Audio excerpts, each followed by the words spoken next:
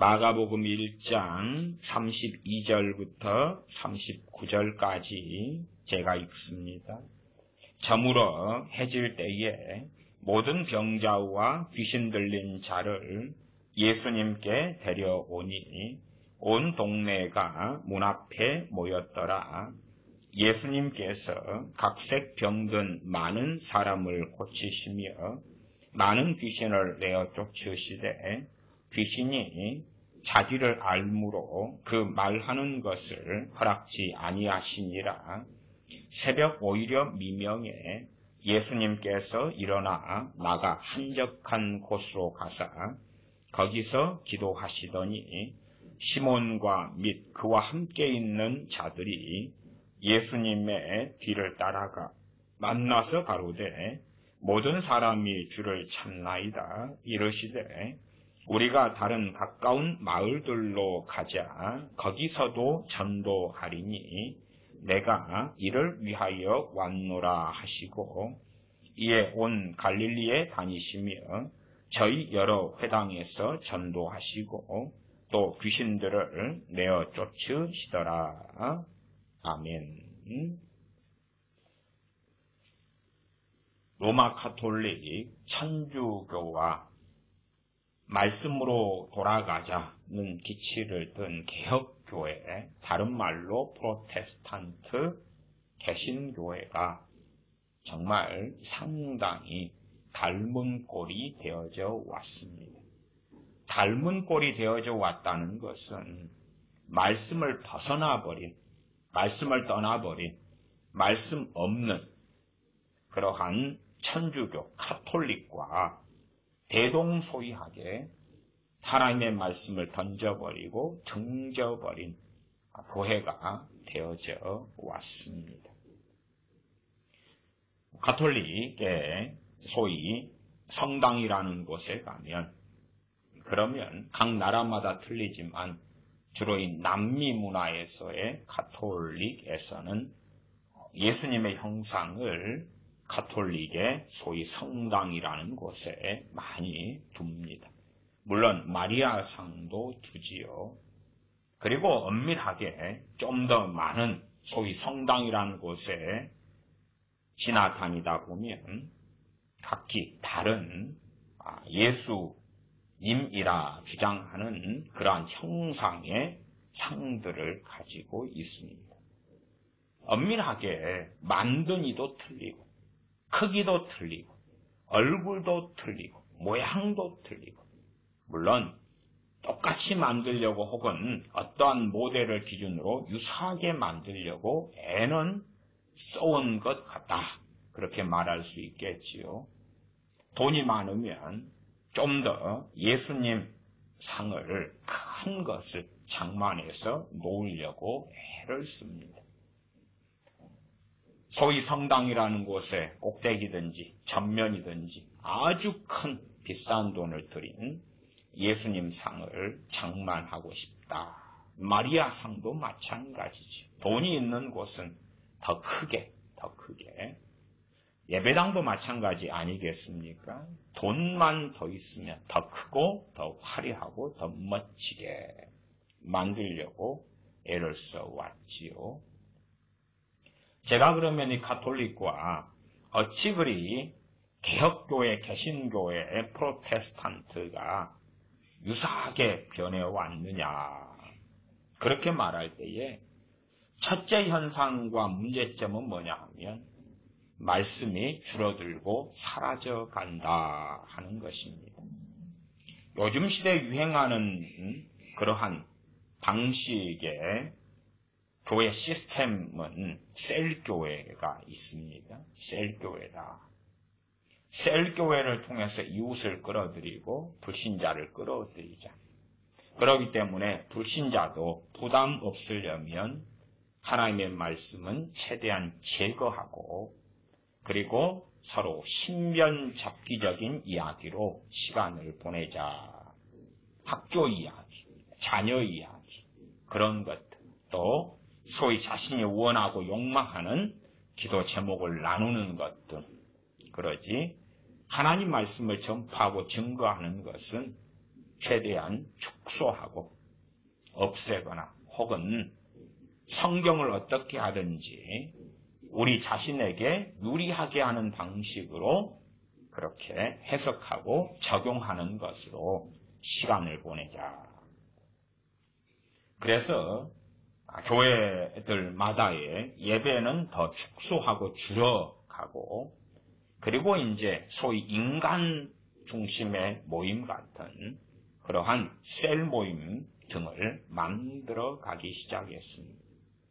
실제로 예배당 안에서 설교 시간이 줄어들어가고 하나님의 말씀을 증거하는 것이 줄어들어가니까 소위 각자가 주장하고 믿는 예수님을 만들어낼 수 있게 되었습니다.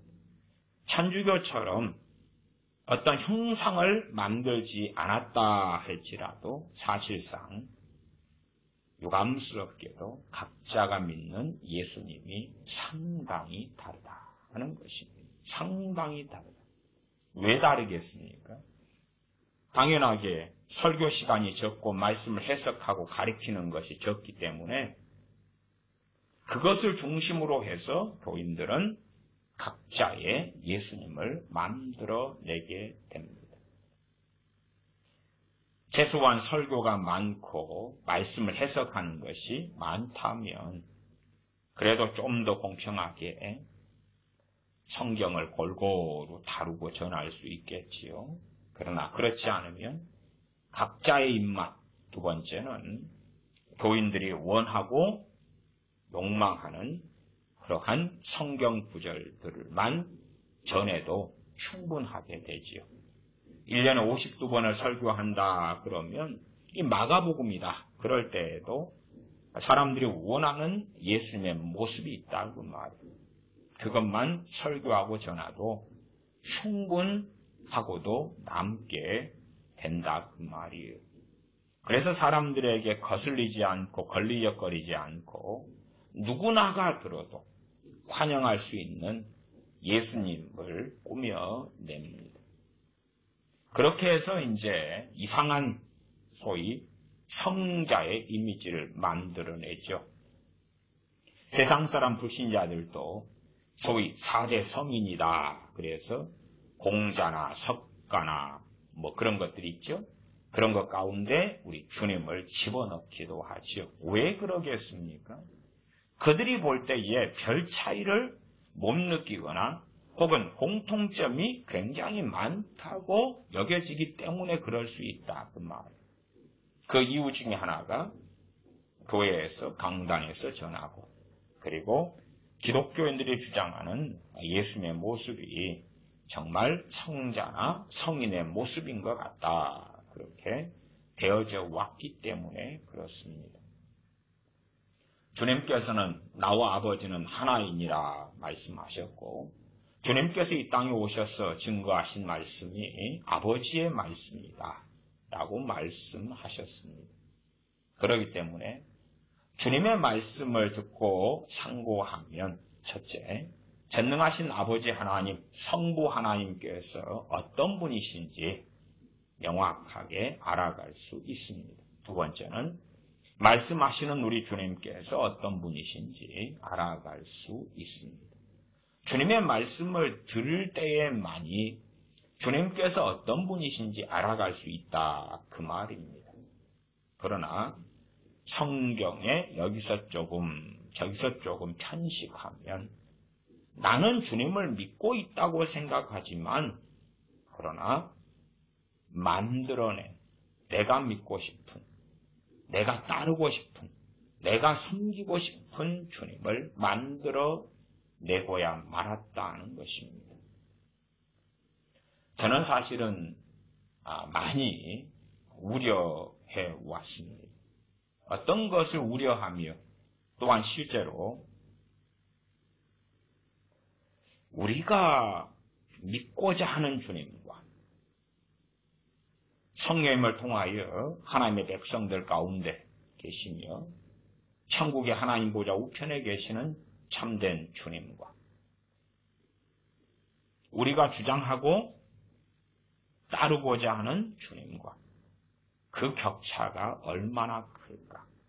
그리고 심지어는 많은 자들이 주여 주여 하지만 전혀 주님과 다른 어떤 것을 기독교인들이 믿고 있지 않을까 하는 상당한 우려를 가져왔습니다. 그리고 저는 그 우려가 실제이기 쉽다라고 저는 생각하고 믿습니다. 그래서 첫째 문제는 뭐냐 하면 주여 주여 하고 기도하지만 응답이 없다는 것이죠. 왜 응답이 없습니까? 주님이 아닌 주님이라고 만들어냈으나 다른 주님에게 용어는 같다 그 말이에요. 헤수스, 지저스, 예수님 그렇게 기도는 하지만 그러나 그가 생각하고 빚어낸 예수님과 성경의 우리 주님과 살아계신 주님과는 다르기 때문에 용어만 같은 용어와 말을 쓴다 해서 같은 주님이 되지는 않기 때문에 기도의 응답과 기도의 역사가 없다 하는 것이고 당연하게 전능하신 아버지 하나님 혹은 야훼 하나님, 여호와 하나님, 하나님 아버지 주님께서 가르쳐 주신 대로 하늘에 계신 우리 아버지여 그렇게 기도하지만 그러나 주님께서 증거하신 아버지의 말씀 주님께서 전하신 아버지 하나님에 대하여 우리가 만들어낸 하나님을 믿고 섬기고 있기 때문에 우리가 아버지 하나님 하고 부르나 하나님께서 보시고 들으실 때에 저것은 나를 찾는 것이 아니라 나를 구하는 것이 아니라 라고 말씀하신다는 사실입니다. 시편의 말씀 가운데 하나님께서 감찰하시니 살피실 때에 다 그 누구든지라도 하나님을 찾는 자가 아무도 없다 말씀하십니다. 정말 인류 역사상 하나님을 찾는 자가 없어 왔을까요? 아니겠지요. 정말 많은 사람들이 나아가 유대인들이 하나님을 찾아왔지요. 지금도 유대인들은 하나님을 찾고 구합니다. 그러나 유대인들이 찾고 구하는 하나님과 성경의 하나님은 다르다는 것이 문제가 됩니다. 마찬가지로 많은 로마 가톨릭이, 많은 정교회가, 많은 개신교회, 개혁교회, 프로테스탄트 크리스천들이 하나님을 찾고 구하나 그러나 과연 같을까 하는 것입니다. 과연 전능하신 하나님이 맞을까 하는 것입니다. 그러나 유감스럽게도 크리스천들은 확신을 가지고 있는 것 같습니다. 소위 우리 기독교인들은 확신을 가지고 있죠. 내가 믿고 있는 예수님께서 성경의 예수님이 정확해. 내가 믿고 있는 하나님은 성경의 하나님이 정확해. 서로 틀리더라도 이해해 주실 거야. 서로 내가 믿고자 하는 예수님을 찾고 구한다 할지라도 주님은 사랑이 너무 많으시기 때문에 이해해 주실 거야. 과거에는 전화번호부 같은 것이 있었지요. 전화번호부를 보다 보면 동명이인이 참 많이 나옵니다. 김철수 하나를 찾다 보면 김철수란 이름이 수십 명도 수백 명도 나오죠. 제 청년 때는 전화번호부를 가지고 아는 사람의 전화번호를 찾았습니다. 그러면 이제 김갑수 씨에게 전화해야 되겠다 하고 찾아보면 김갑수 씨가 17명이에요. 17명이면 축소시키기 위하여 이분이 어느 동에 사시지? 광무동 김갑수 씨네. 그리고 찾습니다. 그러면 김갑수 씨 가운데 광무동 김갑수 씨는 3명이 나와요. 그러면 전화를 돌려봅니다. 어떨 때는 3번째, 어떨 때는 2번째, 어쩔 때는 첫 번째에 내가 찾고자 하는 김갑수 씨가 나오겠지요. 동명이인이다 그 말. 나는 주여 하고 기도하는데 주님께서는 저 사람이 찾고 있는 구하는 주님이 바로 내가 아니다. 내가 아니다. 전능하신 아버지 하나님 하고 기도하는데 저 사람이 기도하고 구하는 일은 내가 아니다. 라고 아버지 하나님께서 얼마나 많이 보실까 하는 우려가 있습니다. 그래서 일단은 마가복음 1장의 말씀의 몇 구절을 보았습니다. 몇 구절. 사람들은 항상 자기 편의적, 자기에게 유리한 대로, 자기 입장에서 성경을 보기 좋아합니다. 우리가 드라마나 영화를 볼 때도 그렇지 않습니까? 아이들이 꼭 영화나 드라마나 만화 영화 같은 걸 본 다음에 칼싸움을 하거나 총싸움을 하거나 그럴 때에 서로 주인공을 차지하고 악당되지 않으려고 애를 쓰지요. 너가 악당해. 너가 악당해. 그 주 대상은 형제라면 동생이 되겠지요. 동생한테 너가 악당해. 형은 내가 주인공 할게. 친구들 사이에도 힘센 애가 주인공하고 힘 약한 애가 악당을 하는 것. 그냥 우리가 편리적으로 드라마를 보더라도 드라마에가 주인공이 나오고 조연이 나오죠. 주로 조연이 악당이죠. 악역이죠. 그러면 저 악역에 우리가 동화시켜서 내가 저 악역의 자리에 있어 라면서 드라마를 보지는 않지요. 주인공의 자리에 우리가 스스로 동조하고 동화시켜서 드라마도 보고 영화도 봅니다. 그런 것처럼 성경에 많은 인물들이 있습니다. 인물들 가운데 악역이 있지요. 책망받는 대상이 있지요. 그 대상에 우리가 동조하고 동화시키지 않습니다. 그리고 거기에서 주인공들, 거기에서 하나님의 은혜를 받은 사람, 거기에서 하나님의 복을 받은 사람, 거기에서 우리 주님의 인정을 받은 사람, 그 사람과 우리를 동화시키면서 성경을 읽기 때문에 정말 편하지요. 편해요. 우리는 정말 익숙합니다. 드라마든지 소설이든지 영화든지 성경이든지 최고의 주인공들에게 우리 자신을 동조하고 동화시키고 대입시키는 것에 익숙하다 그 말이에요. 그래서 얼마나 주님은 우리에게 놀랍고 귀하며 아름다운 주님이 되겠습니까? 그래서 전능하신 하나님은 얼마나 좋고 감사하며 기쁨의 존재와 이유가 되겠습니까?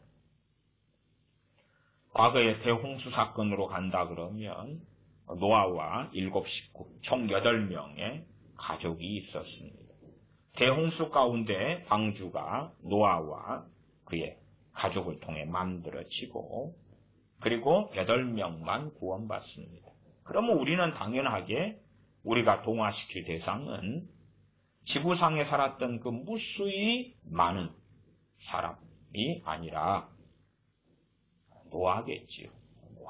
노아 할아버지와 우리를 동조시킵니다. 우리가 마치 노아 할아버지인 것처럼 혹은 노아의 방주에 탄 사람들인 것처럼 하지요. 그래서 노아는 정말 많아지고 또한 노아 방주에 탄 사람들도 정말 많아지는 것입니다.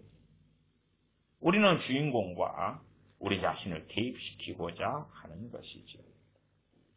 이스라엘에 참된 하나님을 섬기는 사람은 얼마 없었습니다. 그러면 그 얼마 없는 사람들의 우리를 대입시키는 거죠. 엘리야 선지자, 엘리사 선지자, 선지 생도 아니면 바알에게 무릎 꿇지 않은 7,000인을 남겨두었다. 그 7,000명 가운데 하나. 사사기에 보면 기드온이 있고 300용사가 있으면 나는 기드온, 나는 300용사 대입시키는 거지.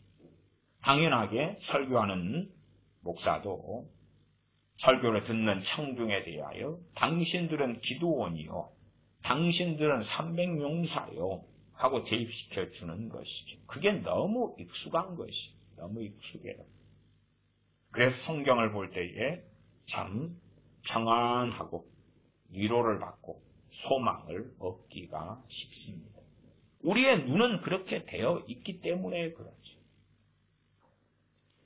도둑놈도 영화를 보는데 도둑놈과 나쁜 도둑놈과 그 나쁜 도둑놈을 잡는 검사나 경찰의 영화를 본다. 그러면 감정이입을 누구와 시키냐 그러면 당연하게 선함의 주인공 역할인 검찰이나 경찰과 감정이입을 시키지. 자기가 도둑놈이지만 도둑놈과 감정이입을 시키는 경우는 거의 없다. 그 말이에요. 심지어 살인범도 자기 자식이 살인범이 되기를 원하는 것이 아니라 판사, 검사, 의사, 변호사가 되기를 원한다. 그 말입니다. 우리는 너무 익숙합니다. 성경을 볼 때에 드라마를 보는 것처럼 영화를 보는 것처럼 그렇게 주인공과 주연의 감정이입시키는 것이 익숙하지. 그러면 너무나 쉽습니다. 우리가 믿고 싶은 주님을 만들어내는 것은 너무나 쉽게 일어납니다. 더군다나 설교가 이제 줄어들어 왔기 때문에 또한 설교가 줄어들어 와서 목사들의 고민은 좀 적어졌지요. 왜? 설교가 아주 많게 해야 되었을 때 혹은 길게 해야 되었을 때라면 그래도 교인들이나 듣는 청중이 원하는 본문과 메시지는 일정해요. 그런 것을 골라내고 반복하고 반복해도 그래도 더 그 본문을 할 수밖에 없어서 듣는 교인들은 얼마나 지루하고 고리타분했겠어. 듣던 이야기 또 듣고 듣는다. 듣고 싶은 본문이 아니라 안 듣고 싶은 본문은 최대한 피하려니까 이게 목사들의 고심이 큰 것이었어요. 그러나 지금 세대는 고심과 고민을 별로 할 필요가 없지요. 왜? 설교가 줄어들었기 때문에 청중 교인들이 듣고 싶은 본문만 가지고도 충분히 소위 썰을 풀 수가 있게 되었기 때문에 그렇죠. 그래서 계속 반복하는 것입니다. 어린이 주일이 되면 이 어린아이들이 내게 오는 것을 금하지 말라. 그래서 소위 당시 어린아이들과 지금 시대의 어린아이들을 똑같게 만들어준다. 그 말. 똑같이 복을 받고 축복을 받는 주님의 안수기도를 받는 어린아이들로 둔갑을 시켜주는 거죠. 당연히 어린이 주일에는 저런 설교를 해야 돼. 그래서 어느 목사님이 40년 동안 40번의 어린이 주일을 보내면 40년 동안 내내 그 말만 하는 거예요. 52주 가운데 한 주가 해결된 거 아닙니까? 고난주간이다. 또한 부활주일이다. 그러면 52주 가운데 한 주. 가상칠언으로 고난주간을 때우든지 부활주일에는 부활에 대한 말씀으로 때우는 거죠. 40년 내내 설교하는 게 얼마나 쉽습니까? 당연하게 그때는 그 설교를 안 하면 안 된다고 보는 거예요. 최근에 추수감사절이 지났나요? 그럼 추수감사절에는 당연히 감사설교지. 좀 나아가면 추수감사절의 유래 그런 설교도 하겠네요. 추수감사절 이야기, 그리고 감사 이야기, 그런 이야기들로 40년을 목회한다 그러면 추수감사절 때 40번을 때우는 것이에요. 40번. 맥추감사절이다. 그럼 맥추절이면 맥추절 설교로 40년을 때우는 거지요. 편하잖아요. 정말 많은 것이 정해져 있어요. 많은 것이. 그리고 오히려 교인들은 생각해요. 추수감사절 되면 그 관련 설교를 안 하면 이상하다고. 추수감사절에는 저 설교를 하는 것이 당연하다고. 무슨 말이에요? 종교화가 돼버린 거예요. 그러나 종교화된 것이 정상인 것처럼 생각해버리는 것이. 성령 강림절 되면 성령에 대한 설교를 해야 돼요. 반대로 고난주간에 성령님에 대한 설교를 하거나 성탄절에 성령님에 대한 설교를 하거나 부활주일에 성령님에 대한 설교를 하면 이상한 게 되는 거지. 성령 강림절에 성령에 대한 설교를 안 하면 이상하고 다른 절기 때 성령에 대한 설교를 하면 이상한 게 되는 거예요. 이러한 것은 점점 심화가 되어지고 그래서 로마 가톨릭과 정말 많이 닮아져 가는 거예요. 로마 가톨릭 애들은 그런 면에서 아주 쉽죠. 성경은 이야기할 필요도 없고 무슨 성인의 날 되면 그러한 성인에 대한 이야기로 소위 썰을 풀면 되죠. 샬라 하고 지나가면 되죠. 거기에 성경 구절 몇 구절 인용하면 끝나는 거 아니겠어요? 당연하게 소위 걔네들은 미사가 중심이기 때문에 소위 미사라는 행사를 치르는 것. 그리고 이제 마리아 찬가나 좀 불러대고 앉았다 일어났다 앉았다 일어났다 앉았다 일어났다 그렇게 하면 시간을 때우면 되지. 성경으로 돌아왔다는 교회, 성경으로 돌아온 그러한 개신교회, 개혁교회가 도대체 주님을 어떻게 만들어 왔느냐 하는 것이. 주님을 어떻게 형상화하고 변질시켜 왔느냐. 그러나 그럼에도 심지어 각자가 믿는 예수님이 다 다른데도 담대함과 확신을 가지고 사는 것이. 각자가 믿는 예수님이 돼요. 소위 성경을 읽을 때에 주님께서 하신 마태, 마가, 누가, 요한복음에 주님께서 어떤 분이신지가 명확하게 드러나 있어도 소위 마태, 마가, 누가, 요한복음에서 각자가 은혜 받는 본문, 은혜 받는 예수님의 모습이 틀리다 그 말이에요. 코끼리 비유를 쓰자면 소경이 코끼리 만지기 하지요. 귀를 만지거나 다리를 만지거나 몸뚱아리를 만지거나 꼬리를 만지거나 그러면 각자가 상상하는 코끼리의 모습이 달라지는 거죠. 그것보다 더 끔찍한 일이 벌어진다 그 말이에요. 소경이 코끼리를 어떻게 이해하든지 간에 그의 영원한 생명과 무슨 상관이 있겠어요. 문제는 성경에서 각자 예수님의 모습에서 은혜받는 모습이 틀리다고 말해요. 감동받는 모습이 틀려요. 위로받는 예수님의 모습과 모양이 틀리고 그 본문이 틀리는 것이. A라는 본문에서 소위 위로를 받으면 평생 그 본문에서 은혜를 받는 거지. 자신에게 굉장히 아름답고 굉장히 자비롭고 굉장히 자신을 감성적이며 위로받게 해주는 특정한 본문들이 있더라 그 말이지. 그래서 그러한 본문을 자신의 레마라고 주장하기도 하지요. 내게 개인적으로 주신 말씀이다 주장하기도 하지요. 참 무서운 이야기들이 정상을 가장하고 정상의 탈을 쓰고 심지어는 전통의 탈을 쓰고 전파되어져 가고 있습니다. 마가복음을 좀 천천히 살펴보겠습니다. 진실로 우리 주님은 어떤 분이신지 제가 수요일 날 예수 그리스도를 아는 지식에 대하여 설교했는데 제 설교를 듣는 분들 가운데서도 별로 설교를 들으신 분이 없었어요. 참 재밌지요. 주 예수 그리스도를 아는 지식이 가장 고상하다. 또 왜 그 제목을 보고 관심이 없겠어요? 내가 주님을 아는데 뭐 주님을 아는 지식에 대한 본문과 설교를 하는 것이 내용이 뻔하지 않겠는가 하는 거지.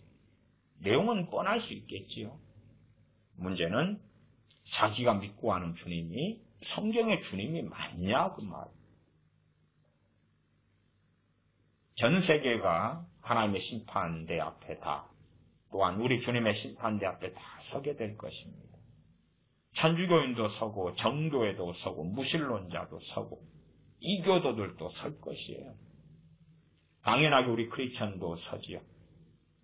그러나 우리 크리스천도 또 다른 의미에서의 엄정하고 무서운 심판을 받게 될 것입니다. 왜 그렇습니까? 이 복된 시대에 살아서 각 개인이 다 성경을 손에 쥐고 있기 때문에 그렇습니다. 아무리 목사가 강단에서 이상한 소리를 설교해도 우리는 성경의 텍스트 본문을 가지고 있기 때문에 확인할 수 있다고 말이에요. 저 이상한 소리가 개소리인지 정당하고 옳은 말씀에 대한 증거인지 확인할 수 있다 그 말이에요. 그러나 한국교회로 이야기한다면 무서운 일이 과거에서부터 생겨왔는데 그것은 목사면 신령하고 목사는 예수님의 대리자고 목사가 하는 말은 진리이기 때문에 믿으려고 애를 쓰고 순종하려고 애를 쓰고 따르려고 애를 쓰고 그래서 마치 각 교회들의 또한 목사를 추종하는 것에 샤머니즘처럼 한국교회가 변해왔다. 목사가 성경을 해석해도 그것을 이상하든지 그렇지 않든지 간에 신경을 안 쓰고 믿으려고 애를 쓰는 거예요. 믿으려고. 소위 잘못된 가르침이나 설교라도 그 목사를 옹호하려고 애를 쓰는 거예요. 왜? 그것이 하나님을 바르게 섬기는 거라고 주장하는 거지. 그렇게 확신하는 거지. 그 목사의 잘못된 설교에 대하여 믿으려고, 따르려고, 이해하려고, 받아들이려고 애를 쓰는 거예요. 그러한 것이 한국교회에서 수십 년이 되어져 온 것이. 목사이기 때문에 의심하지 않겠다는 거예요. 목사는 예수님의 대리자이기 때문에 의심하지 않겠다는 거예요. 정말 확연하게 틀린 말씀을 전해도 너무나 한국교회 교인들은 놀라워서 목사님이 틀린 게 아니라 내가 틀렸겠지. 내가 틀렸겠지. 아니 바보가 아니고 알 수 있고 분별할 수 있는 그러한 이상한 성경 해석과 가르침에도 목사님이 틀린 게 아니라 내가 틀렸겠지. 정말 놀랍지. 그래서 제가 주님 앞에서 엄정한 심판을 더 받게 될 것이다. 현 시대를 사는 기독교인 크리스천들은 더 엄정한 심판을 받게 될 것이다. 과거의 세대들에는 각 개인이 성경을 손에 쥐고 있지 않았기 때문에 확인할 수가 없다 그 말. 확인할 수 없기 쉬운데 지금은 다 성경을 손에 쥐고 있기 때문에 얼마나 쉽게 확인이 됩니까? 마가복음 1장 32절부터 39절을 읽었습니다. 그러한 본문들 중심으로 주님께서 어떤 분이신지를 간략하게 여러 본문들 가운데 살펴보겠습니다. 32절입니다. 저물어 해질 때에 모든 병자와 귀신 들린 자를 예수님께 데려오니 온 동네가 문 앞에 모였더라. 예수님께서 각색 병든 많은 사람을 고치시며 많은 귀신을 내어 쫓으시되 귀신이 자기를 알므로 그 말하는 것을 허락지 아니하시니라. 귀신이 주님을 알아요. 누구로 압니까? 하나님의 아들인 줄을 알지요. 자, 생각해 보십시다. 주님께서 병자를 고치셨고 귀신 들린 사람들을 귀신에게서 자유롭게 해주셨어요. 정말 중요하죠. 병든 것에서 치유받는 거 중요하죠. 귀신에게 사로잡힌 데서 귀신에게 매인 데서 자유케 되는 거 중요하죠. 그러나 우리는 압니다. 정말 중요한 것은 그가 주님을 구주로 알며 믿으며 구원받다 천국에 들어가는 것이 제일 중요하다는 것을 압니다. 그가 주님을 믿어서 거듭나는 것이 제일 중요하다는 것을 압니다. 그러나 어떤 면에서는 그것이 감추어진 것입니다. 또한 그것을 누가 감추도록 하시는 것입니까? 주님께서 감추도록 하시는 것입니다. 우리는 어리석어지면 주님께서 병든 사람을 고치시는 것과 구원받는 것을 동일시할 수도 있습니다. 그건 동일시되는 게 아닙니다. 표적이지요. 또한 주님의 긍휼이지요. 귀신을 쫓아내주는 것과 구원이 같은 것이 아닙니다. 그럴 수가 없지요. 귀신이 자기를 알므로 그 말하는 것 허락지 아니하시니라. 귀신이 말하는 것도 허락지 아니하시는데 주님께서 내가 메시아고 내가 그리스도인 것을 증거하시겠습니까? 안 하시죠. 안 하시죠. 그래서 사람들이 병은 고쳐져도 주님께서 메시아이시는 것을 알기는 어렵지요. 왜요? 말씀하지 않으시기 때문에. 알리시지 않으시기 때문에. 그리고 알려주시는 사람들은 극히 적기 때문에 그렇지요. 우리 생각에 주님은 어떤 주님입니까? 이들이 병만 고쳐주고 가면 안 되잖아요. 이들이 귀신만 쫓겨나서 가면 안 되잖아요. 언제 주님이 또다시 오실런지 모르는데 언제 자기 마을을 다시 방문하게 되실런지 장담할 수 없잖아요. 그 다음에 그 사이에 과거에는 질병이 참 많고 병원이 없는 시대였기 때문에 가족이나 부모 형제가 죽을 수 있단 말이에요. 그런 시대인데 주님께서 메시아 되시는 것을 확실하게 증거해 주셔야 될 텐데 안 해주신다고 말이에요. 귀신이 말하는 것도 금지시킨다 그 말입니다. 35절에 새벽 오히려 미명에 예수님께서 일어나 나가 한적한 곳으로 가서 거기서 기도하시더니 시몬과 및 그와 함께 있는 자들이 예수님의 뒤를 따라가 만나서 가는데 모든 사람이 주를 찾나이다. 얼마나 감사한 모습입니까? 얼마나 은혜로운 장면입니까? 그까지만 되면 참 은혜스럽지요. 그렇잖아요. 모든 사람이 주님을 찾습니다. 아, 그래. 나를 찾는다니까 내가 다시 가서 함께 시간을 보내주고 복음을 증거하고 하나님 말씀을 증거하고 질병에 대한 치유를 더하고 귀신에게 매이고 잡힌 사람을 자유케 하고 마음에 상처 가진 사람 기독교 상담도 해줘야지. 내적 치유도 해줘야지. 다 안수기도 받고 싶겠지. 내가 하는 안수기도는 다른 누가 하는 것보다 더 강력하며 파워풀하지 않을까? 실제로 그러지 않을까요? 주님께서 직접 하신 안수기도와 사도들이 하는 기도와 혹은 지금 시대의 목회자들이 하는 안수기도와 혹은 믿음 좋고 성령 충만한 이들이 하는 안수기도와 같을 것 같아요. 어쨌든 내가 가서 안수기도를 다 해줘야지. 내가 가서 축복기도도 해주고 안수기도도 해주고 그 다음에 너희들 내가 너희 가정을 위해서 혹은 너 자신을 위해서 무엇을 기도해 줄까? 안수기도도 해주면서 너가 아버지 하나님께 원하는 게 무엇이냐? 저는 이러이러한 것을 원합니다. 그래, 그것을 위해서 내가 기도해 주마. 요즘식으로 하면 중보기도지요. 참된 중보자는 주님밖에 안 계시지요. 중보기도라는 말을 우리가 쓰는 기도에 쓰는 것은 참 복잡한 이야기가 되고 골치 아픈 이야기가 됩니다. 어쨌든 참된 중보를 하실 수 있는 주님께서 이제 우리가 그때 있던 사람들이라고 칩시다. 우리에게 물으시는 너의 소원이 무엇이냐? 내가 너의 무엇을 위해서 기도해 줄까? 자녀들을 위해서 기도해 달라고? 그러면 자녀들이 어떻게 되도록 기도해 줄까? 이렇게 이제 아름다운 시간들을 보내면 좋을 것 같아요. 왜? 주님을 찾나이다. 37절 모든 사람이 주를 찾나이다. 주님이 더 필요하다는 거 아니에요. 주님과 함께 시간을 더 보내겠다는 거고 나아가 좋은 쪽으로 이야기하면 주님의 말씀을 더 듣겠다는 거고 주님께서 베푸신 기적과 이적을 더 누리겠다는 거고 더 필요하다는 거니까 그래 나를 찾는다니 내가 함께 해주겠다. 그런 식으로 해석하는 것이 대다수가 믿는 예수님이에요. 근데 뒤에 본문이 안 그런데 어떻게 할 거예요?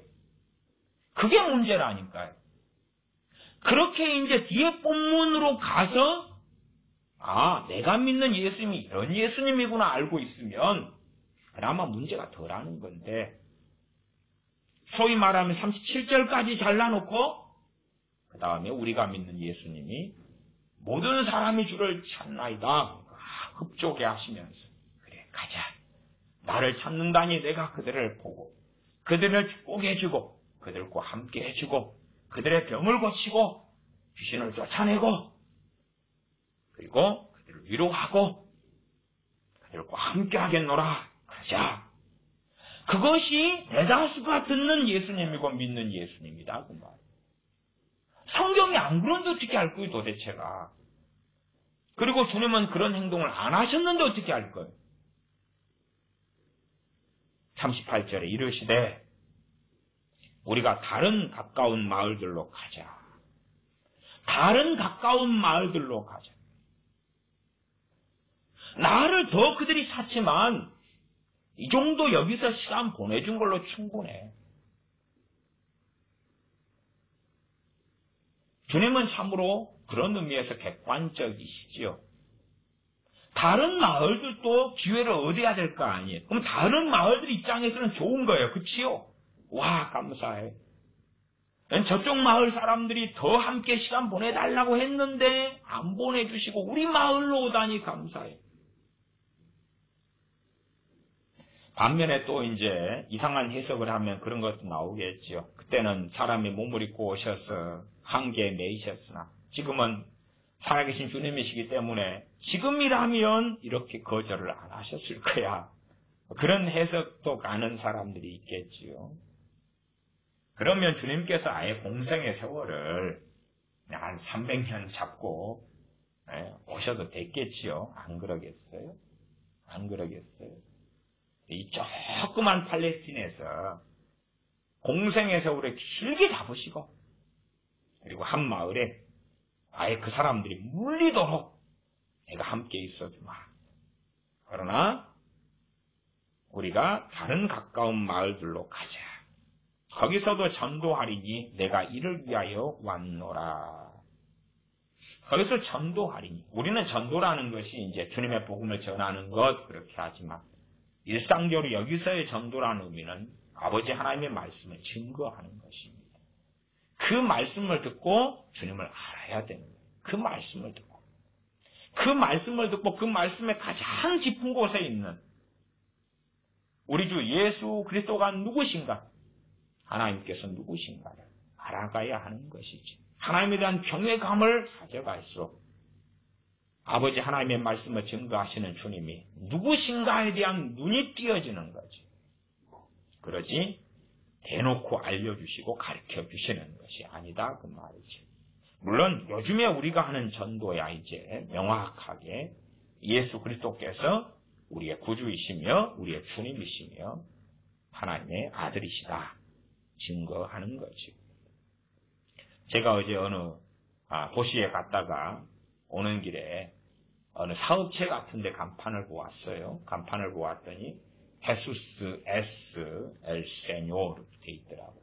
예수님께서 주님이시다. 저게 예배당인가? 그리고 유심히 봤는데 회사인 것 같아. 회사인 것. 회사인데 회사에 크게 간판을 붙여놓은 거예요. 헤수스, 예수님은 헤수스 에스 엘 세뇨르 주님이시다. 그렇게. 사실은 그런 비슷한 간판들은 상당히 많이 이 남미에서는 볼 수가 있습니다. 그래서 디오스 에스 아모르 하나님은 사랑이시다. 이것도 흔하게 볼 수 있지요. 좀 더 확인하면 39절에 이에 온 갈릴리에 다니시며 저희 여러 회당에서 전도하시고 또 귀신들을 내어 쫓으시더라. 온 갈릴리에 다니시며 그러니까 어쨌든 각자가 주님께 요구하는 시간표가 있을 거 아니에요. 주님, 우리 아버는 저쪽 마을에서 일주일 보내주셨어도 우리 마을과는 한 달 보내셔야 돼요. 지금 떠나시면 안 돼요. 그런 시간표에 주님은 따르시지 않는다. 그 말이지요. 2장으로 넘어가 보겠습니다. 2장 13절부터 가면 주님의 제자로 레위를 부르시는 장면이 나옵니다. 예수님께서 다시 바닷가에 나가시미에 무리가 다 나왔거늘 예수님께서 저희를 가르치시니라. 그리고 지나가시다가 알페오 아들 레위가 세간에 앉은 것을 보시고 저에게 이르시되 나를 좇으라 하시니 일어나 좇으니라. 그냥 세간, 세리지요. 세리 레위를 제자로 삼으셨어요.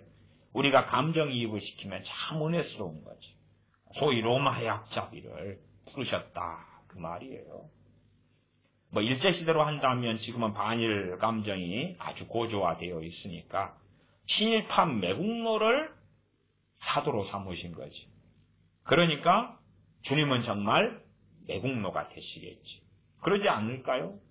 친일파 매국노는 절대 사도로 삼으시면 안 되죠. 저 나쁜 놈 쫓아내셔야 되는데 그래서 그런 식의 이제 친일파 매국노를 제자와 사도로 삼으셨다 하면 이 반일 감정 속에서는 주님도 싫어. 당시에 유대인들이 얼마나 로마를 싫어했습니까? 그러면 로마의 앞잡이를 사도로 삼으시니까 그것 때문에 시험에 든 사람들이 많았다 그 말이에요. 우리는 내유와 감정이입을 하니까요. 이 로마인들을 싫어하는, 왜? 로마의 식민지니까. 그 입장이 아니라 레위 입장에서 가지고 감사하고 좋아하고 지나가는데 로마의 압제 속에 로마를 싫어하는 유대인들의 입장에서는 이러한 주님의 행동은 정말 미움받아 마땅한 행동이었다 하는 거지. 그런 입장에서 많은 사람들의 입장, 많은 사람들의 생각, 많은 사람들의 그런 가치관에 대하여 주님께서 상당히 배려심이 부족하신 거죠. 배려심. 16절 바리새인의 서기관들이 예수님께서 죄인과 세리들과 함께 잡수시는 것을 보고 그 제자들에게 이르되 어찌하여 세리와 죄인들과 함께 먹는가. 바리새인들의 서기관들이 상처를 받잖아요. 왜? 바리새인들의 서기관들의 입장이라면 주님께서 하나님께서 보내신 분이라면 거룩한 사람들, 아름다운 사람들, 멋진 사람들, 경건한 사람들, 경건의 모양을 가진 사람들과 함께 하시고 함께 식사하시고 교제하시면 아름답고 좋을 터인데 그런데 죄인들과 세리들과 함께 잡수시는 걸 보고 왜 세리와 죄인들과 함께 먹으시는가? 우리야 이제 이때는 또 세리와 죄인들 편에서 감정이입을 하죠. 그래서 우리는 좋은 거예요. 나하고 함께 잡숴주시는다.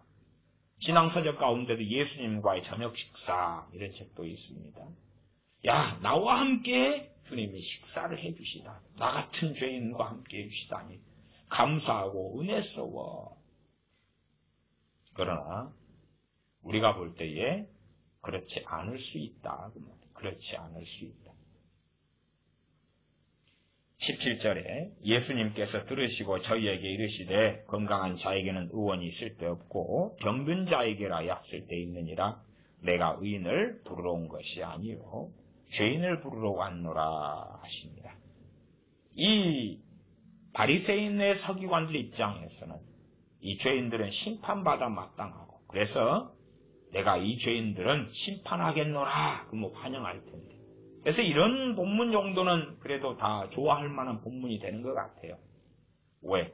우리가 바리새인들이나 서기관들을 성경에 읽다 보면 싫어하기 때문에 이들의 입장에서 감정이입할 사람은 별로 없을 거기 때문에 그렇겠지요.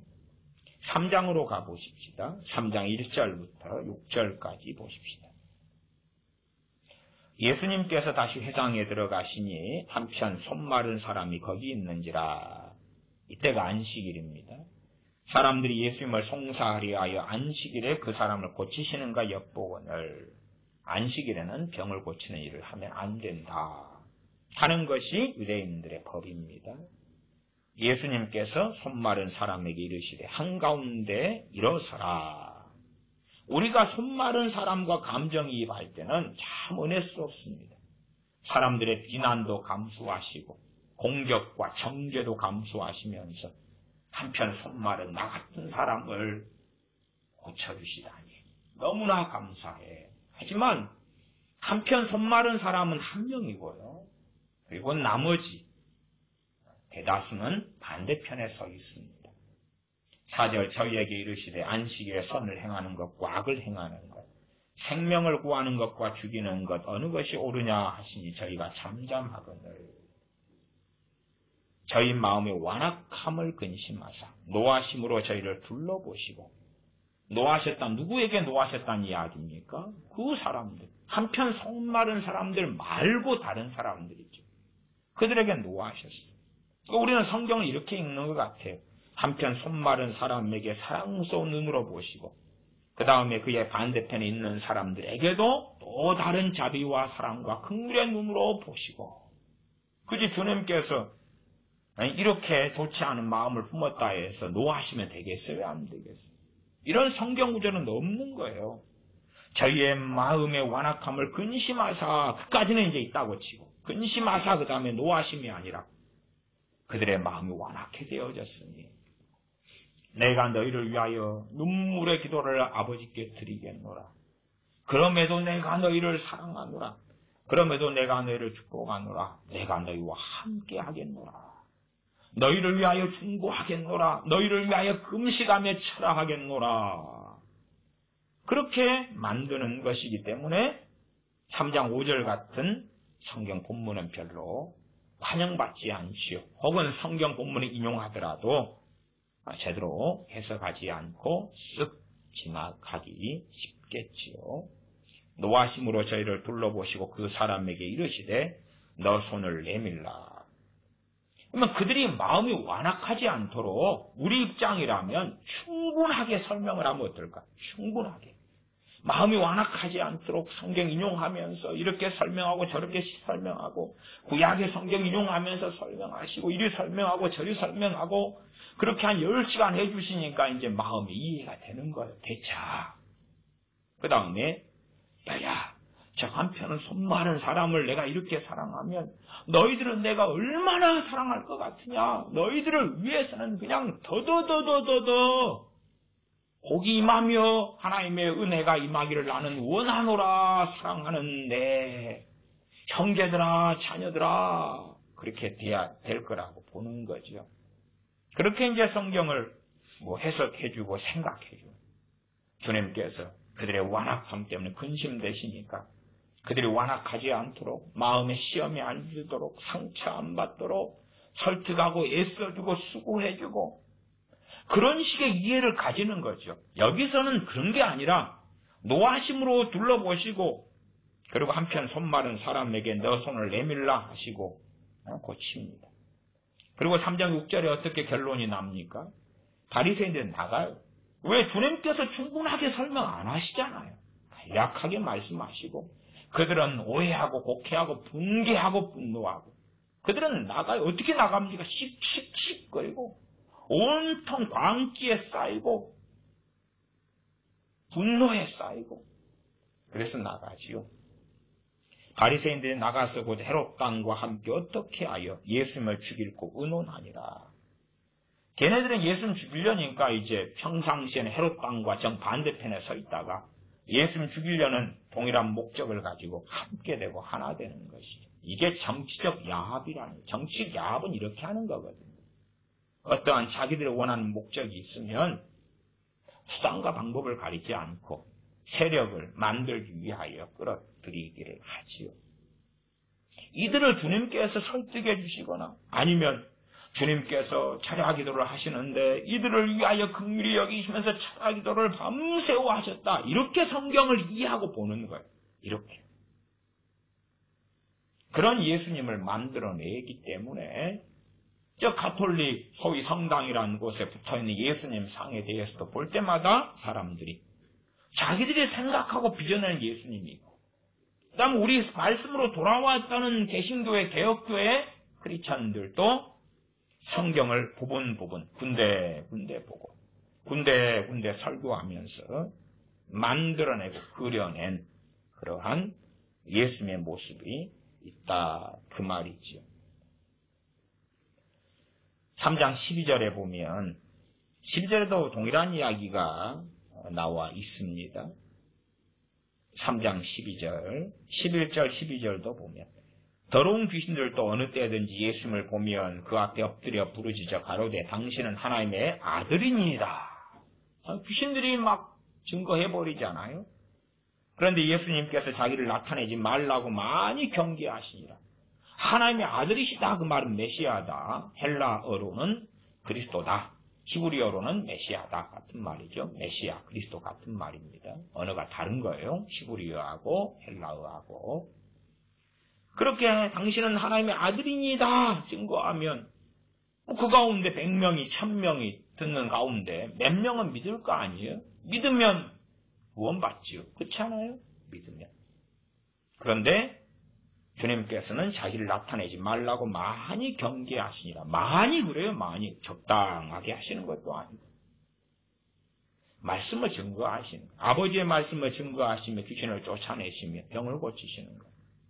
그것을 보고 무엇을 깨달은 사람들은요, 구약의 이사야 등의 말씀을 통하여 메시아의 오심에 대한 말씀들을 그 말씀에 청렴한 사람들은 아는 거예요. 누구처럼요? 주님의 제자들처럼 알아요. 그러나 말씀에 청렴하지 않은 사람들은 눈에 보이는 것만 쫓아가요. 구약에 있는 메시아에 대한 말씀들을 알고 있어야 되거든요. 알아야 되고 확인해야 되고. 그러면 주님께서 말씀을 가르치시는 것과 병을 고치시는 것과 귀신을 쫓아내는 것만으로도 알아요.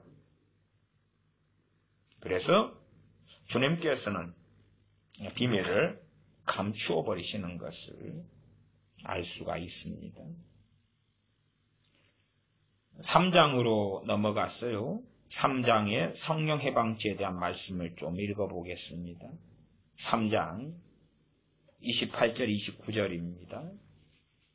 28절 29절 제가 읽습니다. 내가 진실로 너희에게 이르노니 사람의 모든 죄와 무릇 해방하는 해방은 사하심을 얻되, 그냥 사하심을 무조건적으로 받는다는 이야기가 아닙니다. 회개했을 때 용서를 받는다 그 말이에요. 회개했을 때, 진실하게 회개했을 때 용서를, 모든 죄와 모든 해방하는 해방은 다 용서를 받을 수 있다 그 말이에요.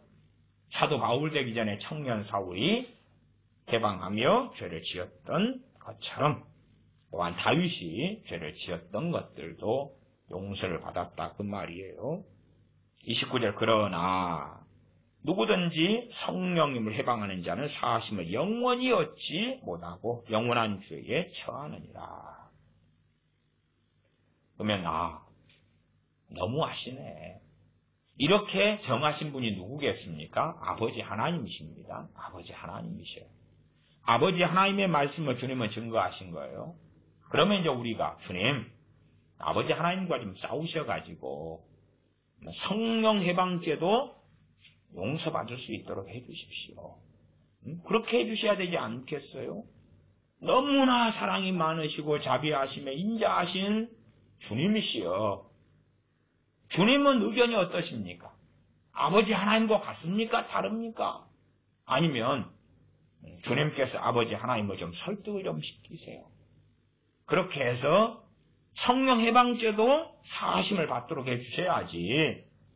성령 해방죄는 영원히 사함을 받지 못하게 하시는 것이 말이 됩니까? 그러면 안 되잖아요. 그래서 이러한 성령 해방죄에 대한 가르침도 사실은 대부분 하지 않습니다. 심지어는 성령 해방죄에 대해서 가르치는 많은 자들은 자기가 말하는 것이 성령의 멱사고 자기의 말을 부정하거나 따르지 않으면 성령 해방죄라고 뒤집어 씌우는 아주 악하고 못된 짓을 하는 사람들이 다수입니다. 일반적으로는 성령 해방죄에 대해서 그래서 이해하려고도 안 하고 알려고도 하지 않고 대강 덮어버리고 가는 그러한 사람들이 많습니다. 왜요? 영원히 용서받지 못하는 성령 해방죄에 대하여 자기들이 믿는 주님, 자기들이 믿는 하나님과 성품이 거의 다른 것 같아. 야, 이런 하나님을 이야기하면 안 돼. 이런 주님을 이야기하면 안 돼. 아니면 이런 주님을 이야기하려면 얘들아, 아버지 하나님은 성령 해방죄는 영원히 용서받지 못한다 그랬어. 그러나 내 생각은 틀려. 나는 그래서 성령 해방죄를 지어도 용서해 주시도록. 그 다음에 우리 생각은 무엇입니까? 주님의 십자가의 보혈은 무엇이든지 용서가 가능해. 주님의 보혈로 용서받지 못하는 죄가 어디 있단 말인가? 그러니까 이제 주님께서 이 성령 해방죄도 내 피로는 다 용서가 되는 거야. 어떤 사람은 그렇게도 성경 해석합니다. 이때는 주님께서 십자가를 지시기 전에, 피를 흘리기 전이기 때문에 이런 말씀이 맞았어.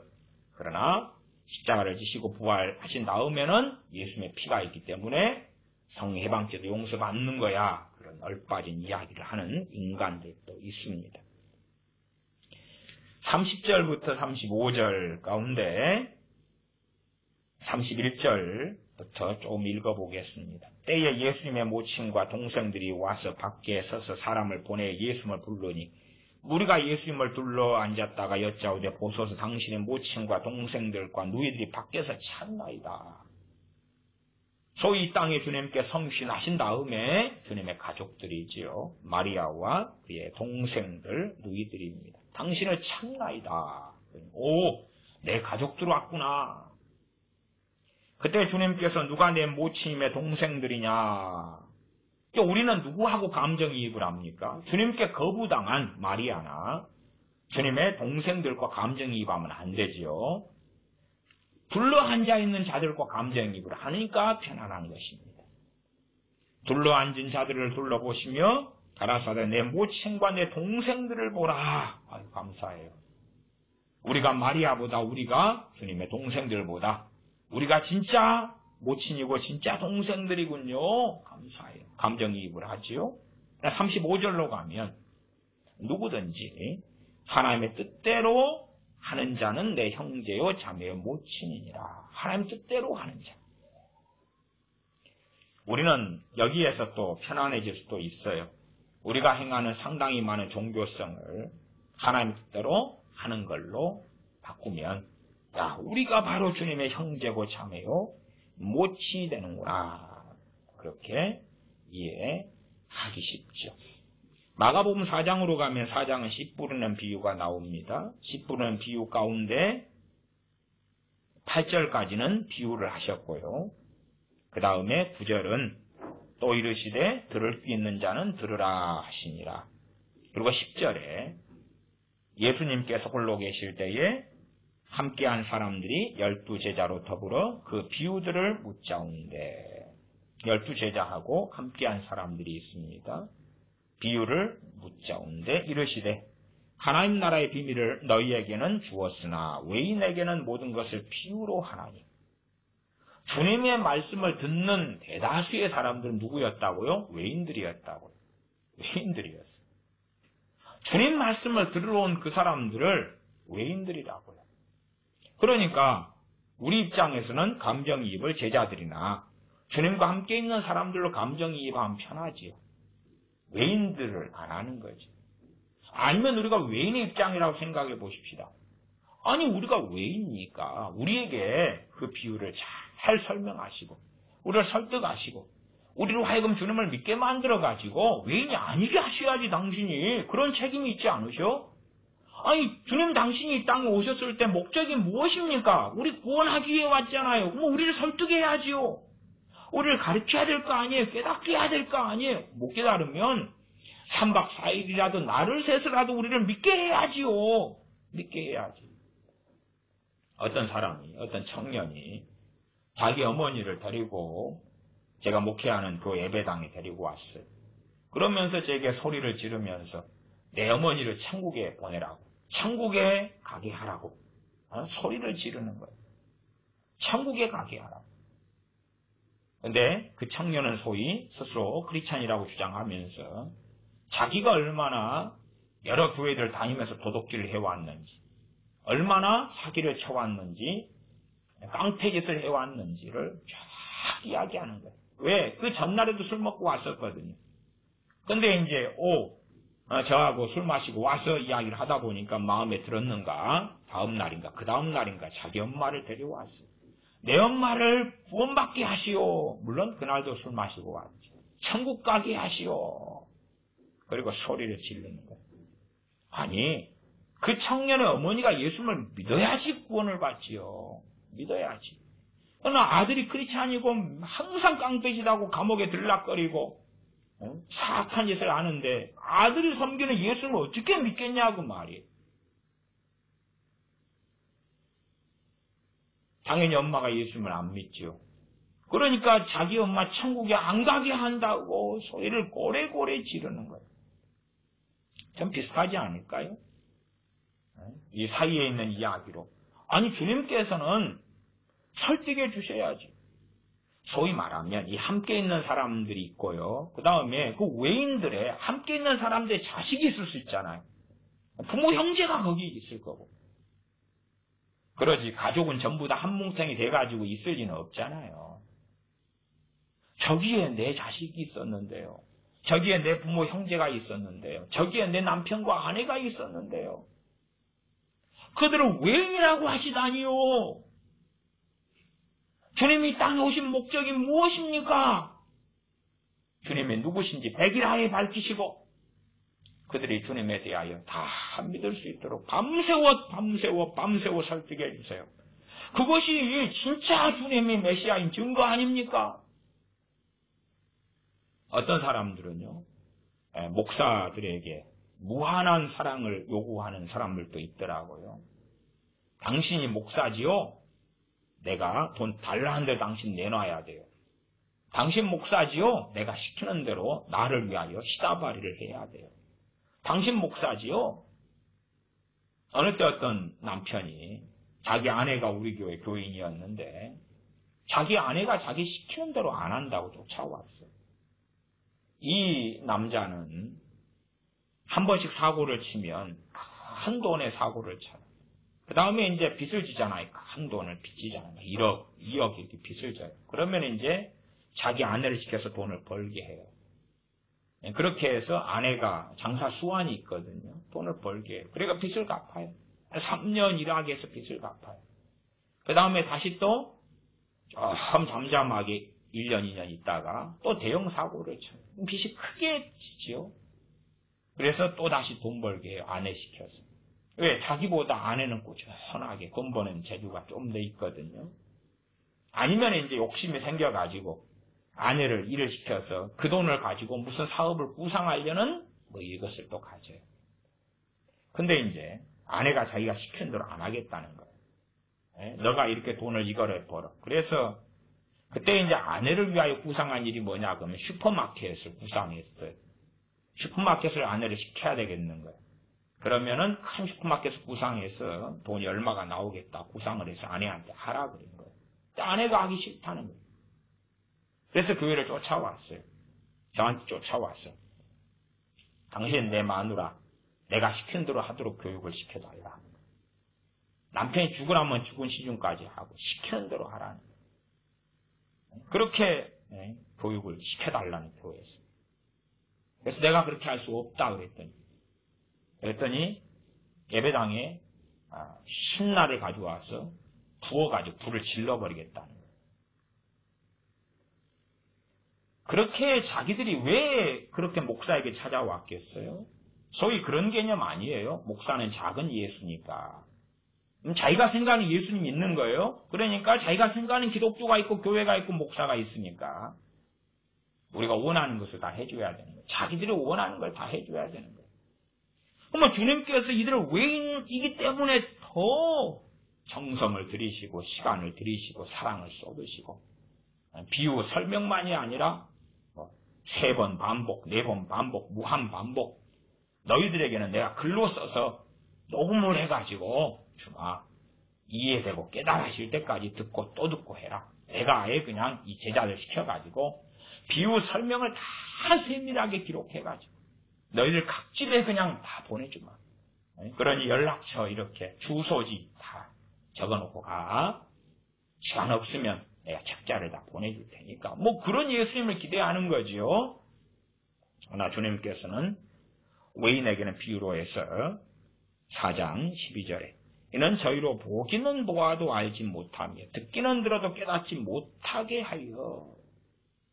아니 주님께 데리고 와서 구원 좀 시켜달라고 데리고 왔는데 비유만 말씀하시고 내 이 못된 행실을 가진 자식이 애들 데리고 와서 주님 믿고 감동 감화받고 변화되도록 데리고 왔는데 근데 비유로 말씀하셔서 근데 왜 비유로 말씀하셨어요? 그러니까 주님께서 보기는 보아도 알지 못하며 듣기는 들어도 깨닫지 못하여 돌이켜 죄사함을 얻지 못하게 하려고.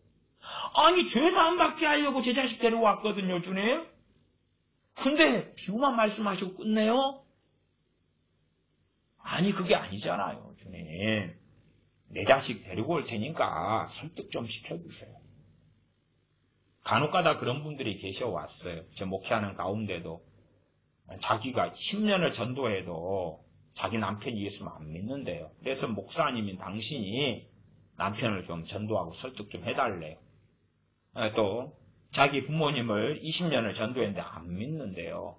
그리고 돌아가시게 됐대요. 그러니까 목사님 당신이 와가지고 설득 좀 해달래요. 이제 뭐 다 그런 건 아니겠습니다. 근데 그럼에도 어떤 도성이 있다 이렇게도 볼 수 있냐 그러면 내가 예수님의 그 뜨거운 사랑에 대하여 설명했는데 내 묘사력이 약해가지고 이만큼밖에 못했다 그 말이에요. 목사님 당신은 나보다 말빨이 좋고 묘사력이 좋으니까 예수님의 그 뜨거운 사랑을 이만큼 그냥 감동적이게 가마력 있게 마음이 막 내 돌아가시려고 하는 아버지가 듣기에 그냥 뜨끈뜨끈하게 심장에 고동이 울리게 전하실 수 있을 거 아니에요. 그렇게 그냥 막 해주세요. 나는 내 자식이 말하는 자식한테 예수님의 사랑을 막 전해도 얘가 내 말빨이 약해가지고 가마력이 약해요.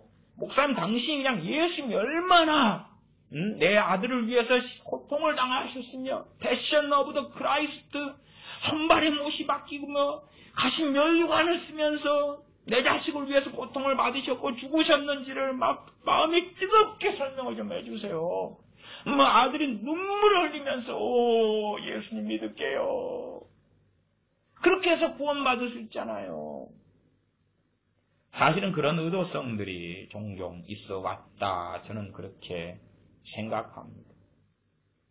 주님의 그 놀라운 사랑, 주님의 그 자비하심, 긍휼하심, 연민, 심심하면 눈물 흘리고 우시는 주님, 피눈물을 흘리는 주님, 막 그 뜨거운 사랑, 그걸 좀 당신이 생생하고 깊이 있게 마음이 뜨거워지도록 그렇게 해주면, 그러면 내 자식이, 내 부모가, 내 남편과 아내가 듣고 주님을 믿게 돼서 놀랍게 삶이 변화될 거예요. 그렇게 당신이 해줄 수 있지요? 해줄 수 없어요. 오히려 내가 전하는 예수님 듣고 기분이 더 나쁠 수 있어요. 왜냐하면 그 남편이 왜 우리 교회 예배당에 신라를 붓고 불을 차질러 버린다고 하고 나갔겠어요? 내가 성경에는 예수님의 말씀을 전했기 때문에 그렇지. 그런데 전설을 가지고 남편과 아내의 이혼 사유가 고린도전서에 또 있다. 당신 그런 식으로 아내를 조종하는 것은 이혼 사유에 들어간다 하고 성경을 가지고 설명했기 때문에 그렇지. 그래서 아주 분개하고 정신이 나간 듯이 미쳐서 뛰쳐나간 거 아닙니까? 불질러 버리겠다고 신나를 퍼부어서 불질러 버리겠다 뛰쳐나간 거죠. 아마 그 남자가 그 양반이 기대했던 예수님은 다른 예수님이었던 거지.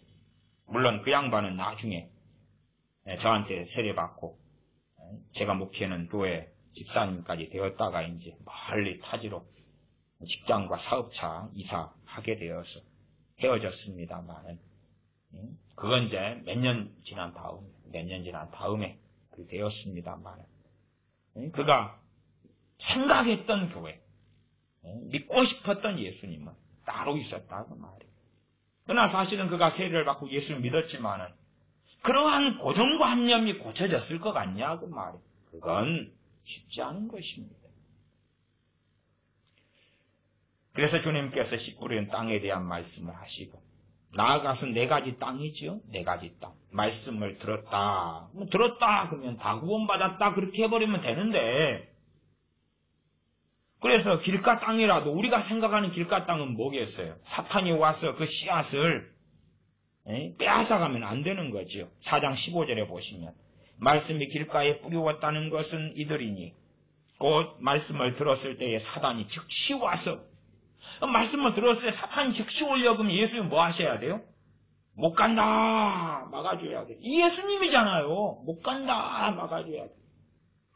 돌짝과 돌이 있으면 누가 캐내줘야 돼요? 예수님이 캐내줘야 돼요. 가시던 불은 누가 캐내줘야 돼요?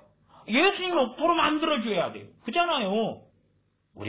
제가 참 말썽 많은 자녀들, 부모들의 상담을 많이 받았습니다. 그럼 그 말썽 부리는 자녀들의 부모들이 기대하는 건 뭐냐 그러면 내 자식 예수님만 믿으면 변화될 거라는 거예요. 믿기만 하면 변화될 거라는 거예요. 무슨 말이에요? 믿기만 하면 그 돌멩이들은 누가 캐내줘요? 예수님이. 믿기만 하면 가시덤불은 누가 캐내준다고? 예수님이. 믿기만 하면 100배, 60배, 30배 결실 맺는 기름진 옥토로 예수님이 만들 거라고. 어디 있는데요?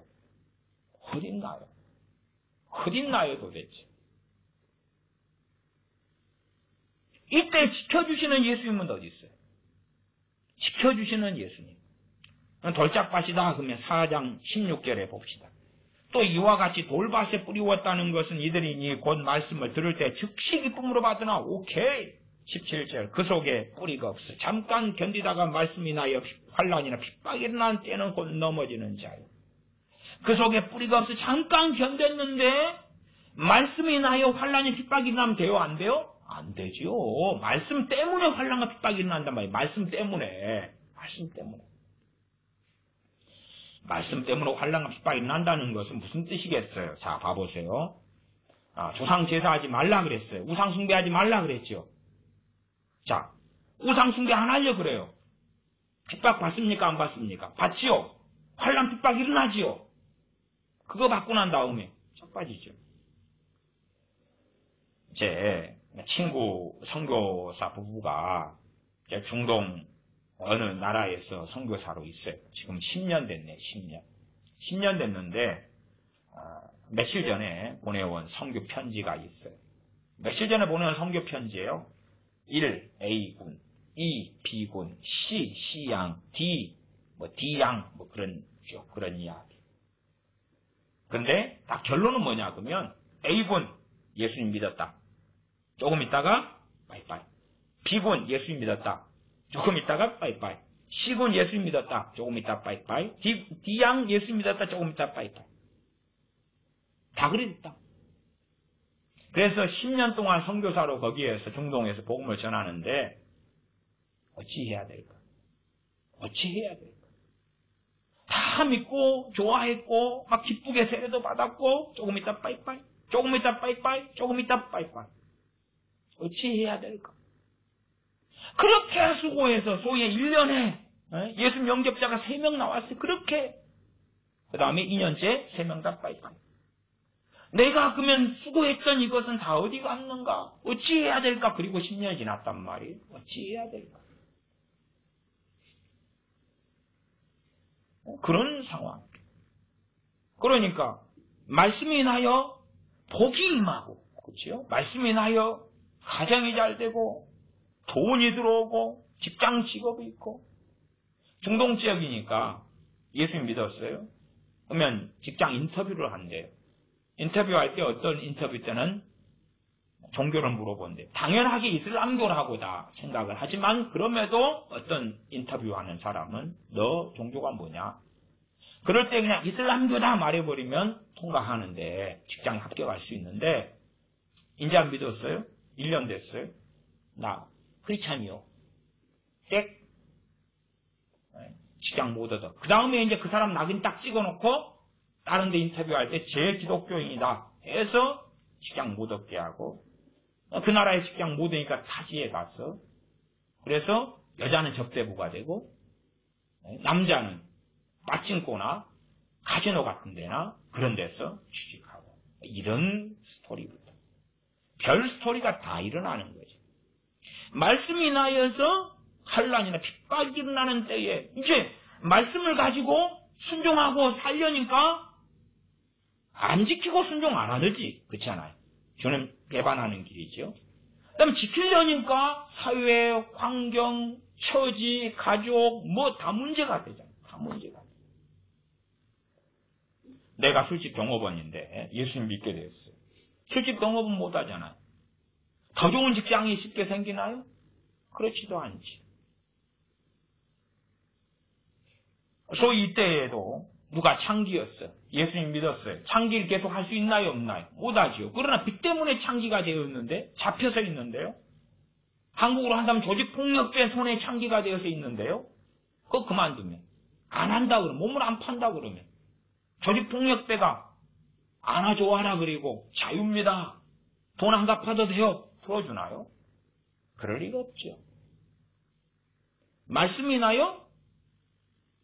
환난이 핍박이 일어난 때에 곧 넘어지는 자.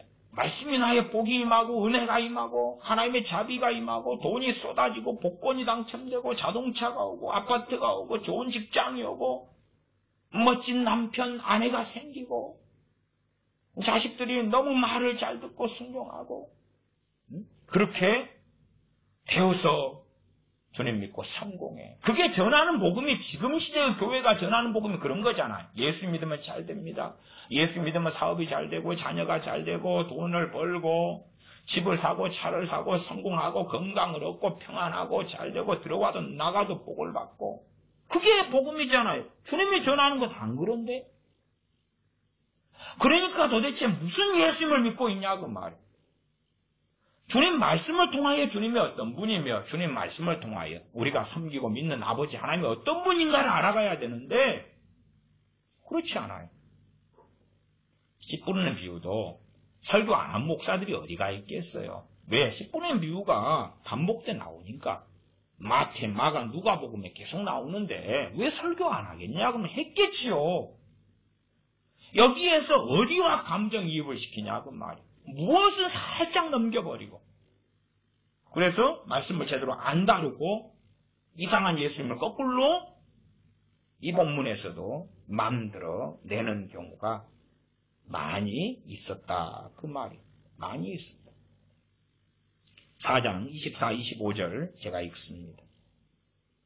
또 가라사대 너희가 무엇을 듣는가 스스로 삼가라. 너희 헤아리는 그 헤아림으로 너희가 헤아림을 받을 것이요 또 더 받으리니. 25절 있는 자는 받을 것이 없는 자는 그 있는 것까지 빼앗기리라. 이것을 이제 재산상으로 이야기해 보십시다. 그러면 없는 자는 가난한 자가 되겠지요. 가난한 자는 부를 안겨주리라. 큰 재산을 주리라. 그런 예수님을 믿고 싶은데 없는 자는 그 있는 것까지도 가난한 자가 가지고 있는 건 담보로밖에 없는데 하루 먹을 빵밖에 없는데 그것도 빼앗기리라. 그러니까 야 이걸 무엇으로 해석해야 될까? 주님이 직접 하신다 그래야 될까? 아니면은 그냥 세상에 돌아가는 원리가 그렇다고 해야 될까? 이제 자유주의자들은 주님이 하신다 그러면 곤란해지죠. 그냥 세상 이치가 그런 거야. 그렇게 지나가지만 이 말씀은 첫째 하나님 아버지께서 이렇게 하신다는 거고 당연하게 우리 주님께서 이렇게 하신다는 거예요. 그러니까 이런 주님은 못 믿고 못 받아들이겠어요. 그래서 제가 성령 충만도요. 성령 충만을 안 받은 사람들일수록 받기가 어렵다. 나아가서 성령님의 역사와 충만과 거리가 먼 사람들일수록 받기가 어렵다. 당연히 성령 충만을 어느 정도라도 가지고 있는 사람이 더 성령 충만 받기가 쉽다. 말씀도 마찬가지, 기도도 마찬가지. 기도가 깨어있는 살아있는 기도생활을 하는 사람들은 더 그러한 기도생활을 하기가 쉽고요. 그렇지 않은 사람은 더 어렵지요. 활활활 불타오르는데 거기에 더 계속 그 불길을 유지하는 것과 나무가 없고 땔감도 없고 혹은 젖은 나무의 불길을 일으키는 것과 그 차이는 명확한 거다 그 말이에요. 전능하신 하나님은 이런 분이시다. 있는 자는 받을 것이다. 없는 자는 그 있는 것도 빼앗기리라. 물론 세상의 재산상의 이야기가 아니지요. 진리의 지식, 하나님을 아는 지식, 나아가 하나님의 은혜, 영적인 은혜, 영적인 하나님과의 관계를 기본으로 말씀하는 것이죠. 거기에서 이제 충분히 확장되어 나가서 여러 가지를 가리키는 것이 됩니다. 물론 확장해서 여러 가지를 가리키는 것이 되려면 해석을 바르게 해야 돼. 해석을 바르게 하는 가운데 그 적용이 나오면 큰 문제가 없을 수 있고 해석이 없는 그런 상태 가운데 적용으로 가면 그건 틀린 것이 되어진다 하는 것은 이해해야 됩니다. 5장으로 갈까요? 5장에는 거라사 광인이 나와 있습니다. 거라사 광인의 이야기 가운데 거라사 광인이 자유롭게 되어집니다. 15절로 갑니다. 5장 15절. 이에 귀신 들렸던 자의 당한 일과 돼지의 일을 본 자들이 저희에게 고하매 저희가 예수님께 그 지경에서 떠나시기를 간구하더라. 돼지는 무슨 일이 벌어졌냐? 그 거라사 지방 사람들이 돼지를 키워가지고 먹고 살고 있었어요. 주로 일반적으로 그들이 돼지를 키워가지고 로마 군대에 납품했다 알려집니다. 돼지가 그들의 가장 큰 재산인 지방 사람들이. A집에는 돼지 5마리, B집에는 돼지 10마리, C집에는 돼지 3마리 이런 식으로 모아가지고 이제 돼지를 함께 사육하고 키우고 있었다 그 말이죠. 근데 이 거라사 광인에게서 군대 귀신이 나와가지고 그래서 이 귀신들이 저 돼지떼한테 들어가게 해달라고 주님께 요청하고 5장 13절로 올라가면 허락하신대. 주님은 허락하신. 주님이 허락을 안 하시면 거라사 지방 사람들의 재산상의 손실이 안 벌어지는데 주님이 허락을 하신. 허락하신데 더러운 귀신들이 나와서 돼지에게로 들어가니 뻔하게 주님께서 무슨 일이 벌어지는지 왜 모릅니까? 허락하시면 저 돼지떼에게 들어가렵니다. 허락해 주십시오. 그래 들어가. 그런 거예요. 들어가. 그러니까 돼지떼에게 들어갔어요. 거의 2,000마리 되는 떼가 2,000마리. 재산상의 손실이 어떻게 했어요? 한 마리에 한 100만 원 잡을까요? 100만 원 잡아보면 2,000마리면 얼마가 되나요? 20억인가요? 100만 원, 10마리면 1,000만 원, 100마리면 1억, 그치요? 20억이잖아요, 20억. 요즘에 돼지값이 얼마인지 모르겠네요. 아프리카 돼지열병으로 많이 죽었어. 더 싸졌나, 비싸졌나. 이번에, 삼겹살의 날 해가지고 롯데마트에서 했는데, 정부에서 이제, 롯데마트에 징별적 배상을 때려버렸죠. 그래서 이번에 수백억 벌금 때려버렸죠. 롯데마트 너희들 가만두지 않겠어. 너희들이 삼겹살 그런 막 나래가지고 하청업체들에 싸게 내놔 어쩌고 저쩌고 해서 너희들 아주 그냥 끝장을 내버리겠어. 롯데마트가 무너지면 그 직원들은 한국 사람들이잖아. 어쨌든 정말 그래도 그렇게 따질 때는 롯데마트는 삼겹살의 날이었고 주님은 돼지를 다 죽여버리셨는데 어쨌든 주님이 죽인 게 아니라 주님은 허락만 하고 귀신들이 죽인 거죠. 어쨌든 그래도 여기에 이에 당사자가 중개자가 주님이 계신 거예요. 2,000마리. 지금 재산상으로 2,000마리, 돼지 2,000마리도 적은 돈은 아닌데 당시에는 훨씬 더 가난했던 시대이기 때문에 2,000마리, 한 마을에서 2,000마리라는 것은 큰 돈이었겠지. 그리고 이제 마을 사람들이 예수님께 간다 그 말이에요. 16절 다시 갑니다. 이에 귀신 들렸던 자의 당한 것과 돼지의 일을 본 자들이 2,000마리가 그냥 둥둥둥 죽어서 떠 있는 거예요. 둥둥둥.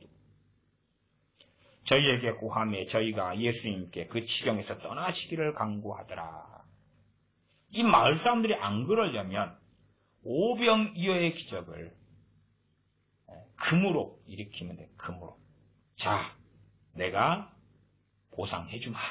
내가 10배로 보상해주마. 자, 금반지 가장 귀한 걸 가지고 와라. 그것을 저 바구니에 넣어서 쏟아 부어라. 금반지가 팡팡팡 쏟아져. 자, 가지고 가고 싶은 대로 원대로 가져가라. 보상을 받으면 주님 우리 마을에 더 계셔 주십시오. 주님이 오셔서 돼지 때는 우리도 키우는 거 그래도 먹고 살려니까 키웠지 냄새나고 똥 싸고 근데 이렇게 금은부하로 그냥 돼지를 100명 키우는 돈을 주님이 주셨나이다. 주님 환영해요. 사랑해요. 함께 해주세요. 우리 마을에 영원히 떠나지 마소서. 주님을 위하여 집을 한 채 건축하겠나이다. 근데 주님, 이번에는 금 말고 또 딴 걸로는 안 될까요? 다이아로 주님 펑펑펑 부어주세요. 주님께서 배상을 안 해주셨죠.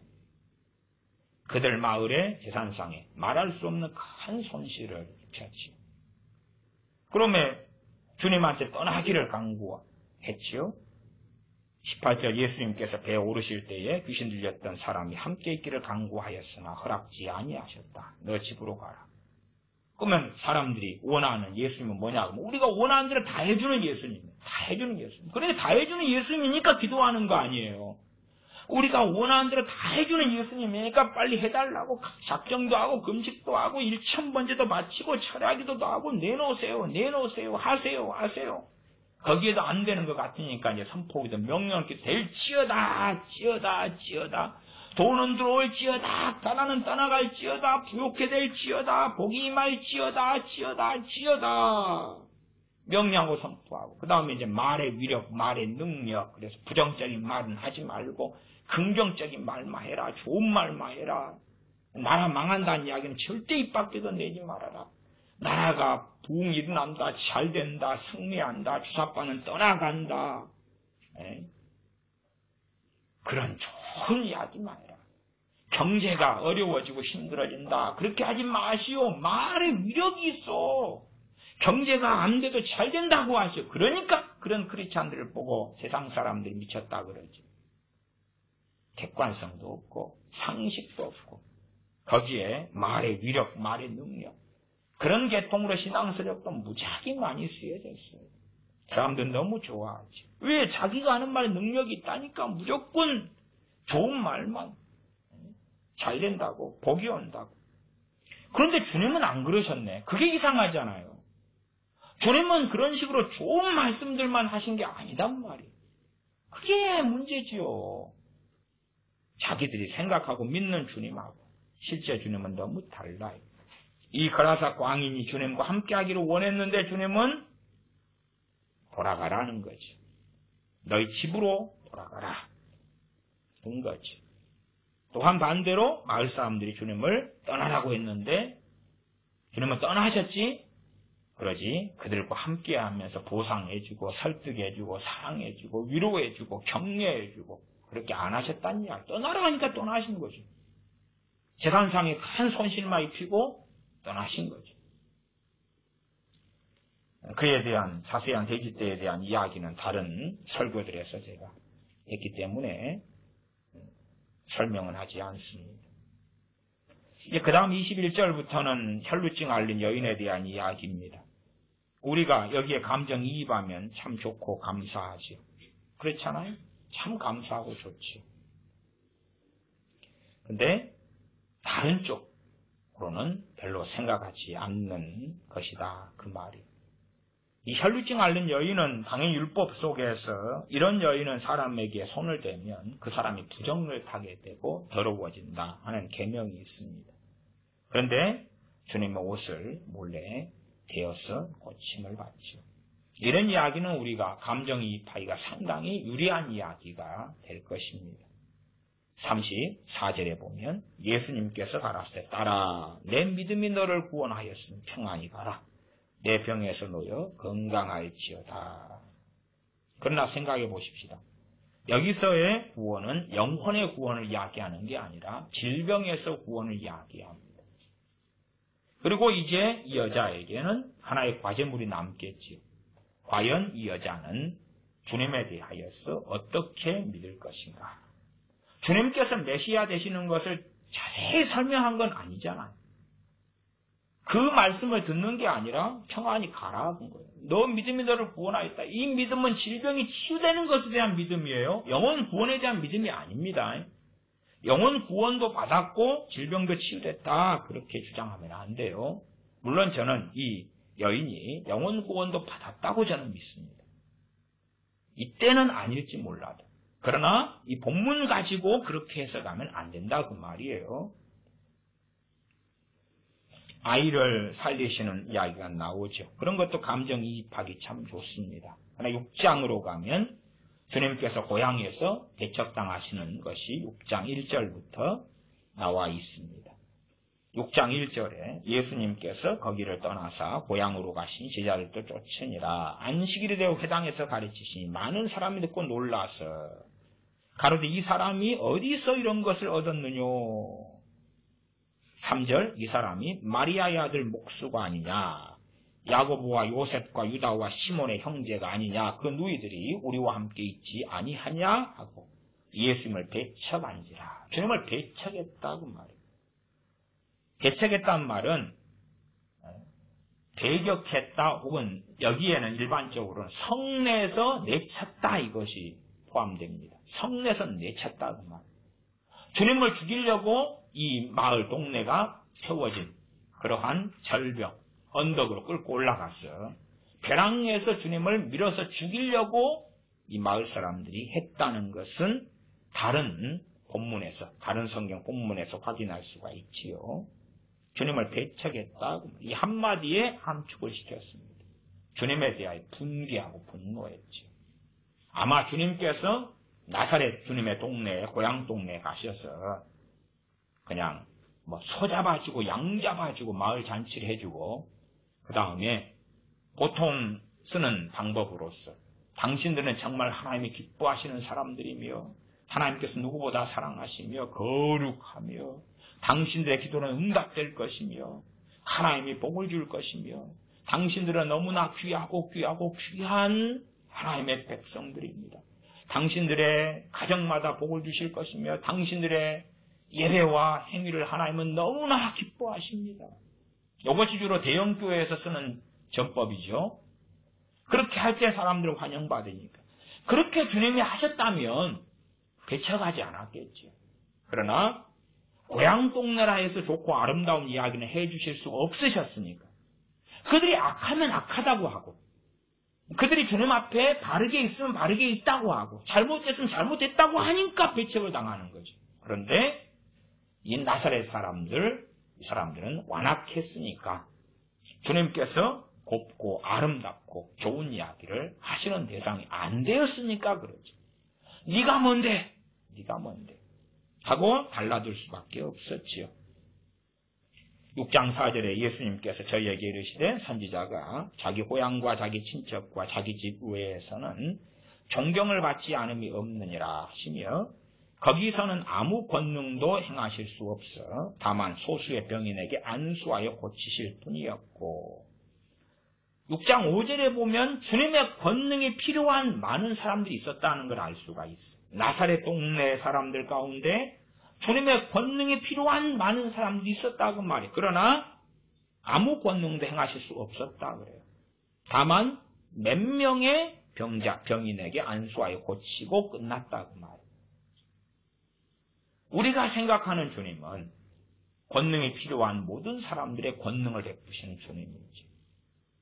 그렇게 하시는 하나님 아버지죠. 주님께서 안 하시려고 그래요. 전능하신 하나님 아버지께서 사랑하는 나들아 거기에서 권능을 행해라. 너가 오히려 그들이 강팍하면 강팍할수록 퍼주고 권능을 행하면 그들의 마음이 녹아가지고 너를 믿게 될 거야. 너를 선지자로 인정하게 될 거야. 그러다가 나중에 너를 메시아로 받아들이게 되겠지. 그들에게 돈도 퍼주고 사랑도 퍼주고 병도 고쳐주고 권능도 행하고 잔뜩 해줘. 감동받을 거야. 그렇게 하는 하나님, 그렇게 하시는 하나님과 주님을 믿고자 한다. 그 말이에요. 6장 10절에 보면 또 가라사대 어디서든지 네 집에 들어가거든 그곳을 떠나기까지 거기 유하라. 11절 어느 곳에서든지 너희를 영접지 아니하고 너희 말을 듣지 아니하거든 그래도 그들을 사랑하고 설득하라. 그것이 이제 우리가 생각하는 하나님과 예수님이다 그 말이에요. 그러나 주님께서는 너희 말을 듣지 아니하거든 거기서 나갈 때에 발날의 먼지를 떨어버려 저희에게 증거를 삼으라. 먼지를 떨어버려. 그것은 너와 하나님과 아무 상관이 없다. 너와 하나님의 진리와 아무 상관이 없다는 선고지. 이것은 심판의 그런 표식이 되기도 합니다. 조금만 더 보고 말씀을 마무리하겠습니다. 30절은 6장 30절부터는 오병이어의 기적을 행하시는 게 나와 있지요. 우리는 이러한 오병이어의 기적을 행하는 걸 보면서 상당히 감사하고 기뻐하고 좋아합니다. 그런데 문제는 이러한 기적은 주님의 공생애 때 2번에 끝났다는 것. 더군다나 요즘같이 잘 먹고 잘 사는 시대에서는요, 이 오병이어의 기적은 정말 반갑지 않다는 것이. 우리가 지갑에 돈이 있어요. 여유가 있어요. 근데 오병이어의 기적이라는 것은 그 맛없는 보리떡, 볼품없는 소위 비린내 나는 그러한 구운 별 볼일 없는 생선구이, 그거란 말이에요. 그럼 우리가 점심을 그걸로 혹은 저녁을 그걸로 먹는다 그럴 때에 우리나 우리의 자녀들도 아이고 그렇게 안 먹어요. 안 먹어. 제가 사는 곳에서는 주로 찌빠를 많이 팝니다. 한국 돈 1,000원으로 찌빠 그리고 오후 3시부터는 찌빠를 팔로 아저씨들이 머리에 찌빠라는 빵을 전통빵을 이고 다닙니다. 그래서 한국 돈 1,000원에 빵을 팝니다. 사람들이 사 먹죠. 실제로 저 같은 경우는 찌빠는 별로 잘 안 사 먹어요. 어제는 이제 버스를 타고 오면서 버스 안에서 찌빠가 이제 전통 찌빠는 1,000원, 그 다음에 이 전통이 아니고 이제 그 계속 치즈가 든 찌빠는 1,200원에서 그거 하나 이거 하나 그렇게 2개를 샀습니다. 네. 깨소가 든 찌빠는 좀 맛이 좀 없더라고요. 전통 찌빠가 오히려 낫더라고요. 옥수수 이런 전분 같은 걸 이렇게 해가지고 만드는 구운 빵이에요. 그래도 일상 식사로는 저는 안 합니다. 왜냐하면 좀 입맛에 안 맞아서요. 그게 맛이 없거든요. 근데 그것보다 훨씬 맛없는 게 오병이어란 말이에요. 오병이어. 그걸 가지고 먹어라. 아니 지갑에 돈 있는데 맛있는 집에 사 먹을 수 있고 집에 가면 냉장고에 반찬 좋은 거 많이 있는데 아니 편의점에 가도 먹을 거 많이 있구만. 이런 거요.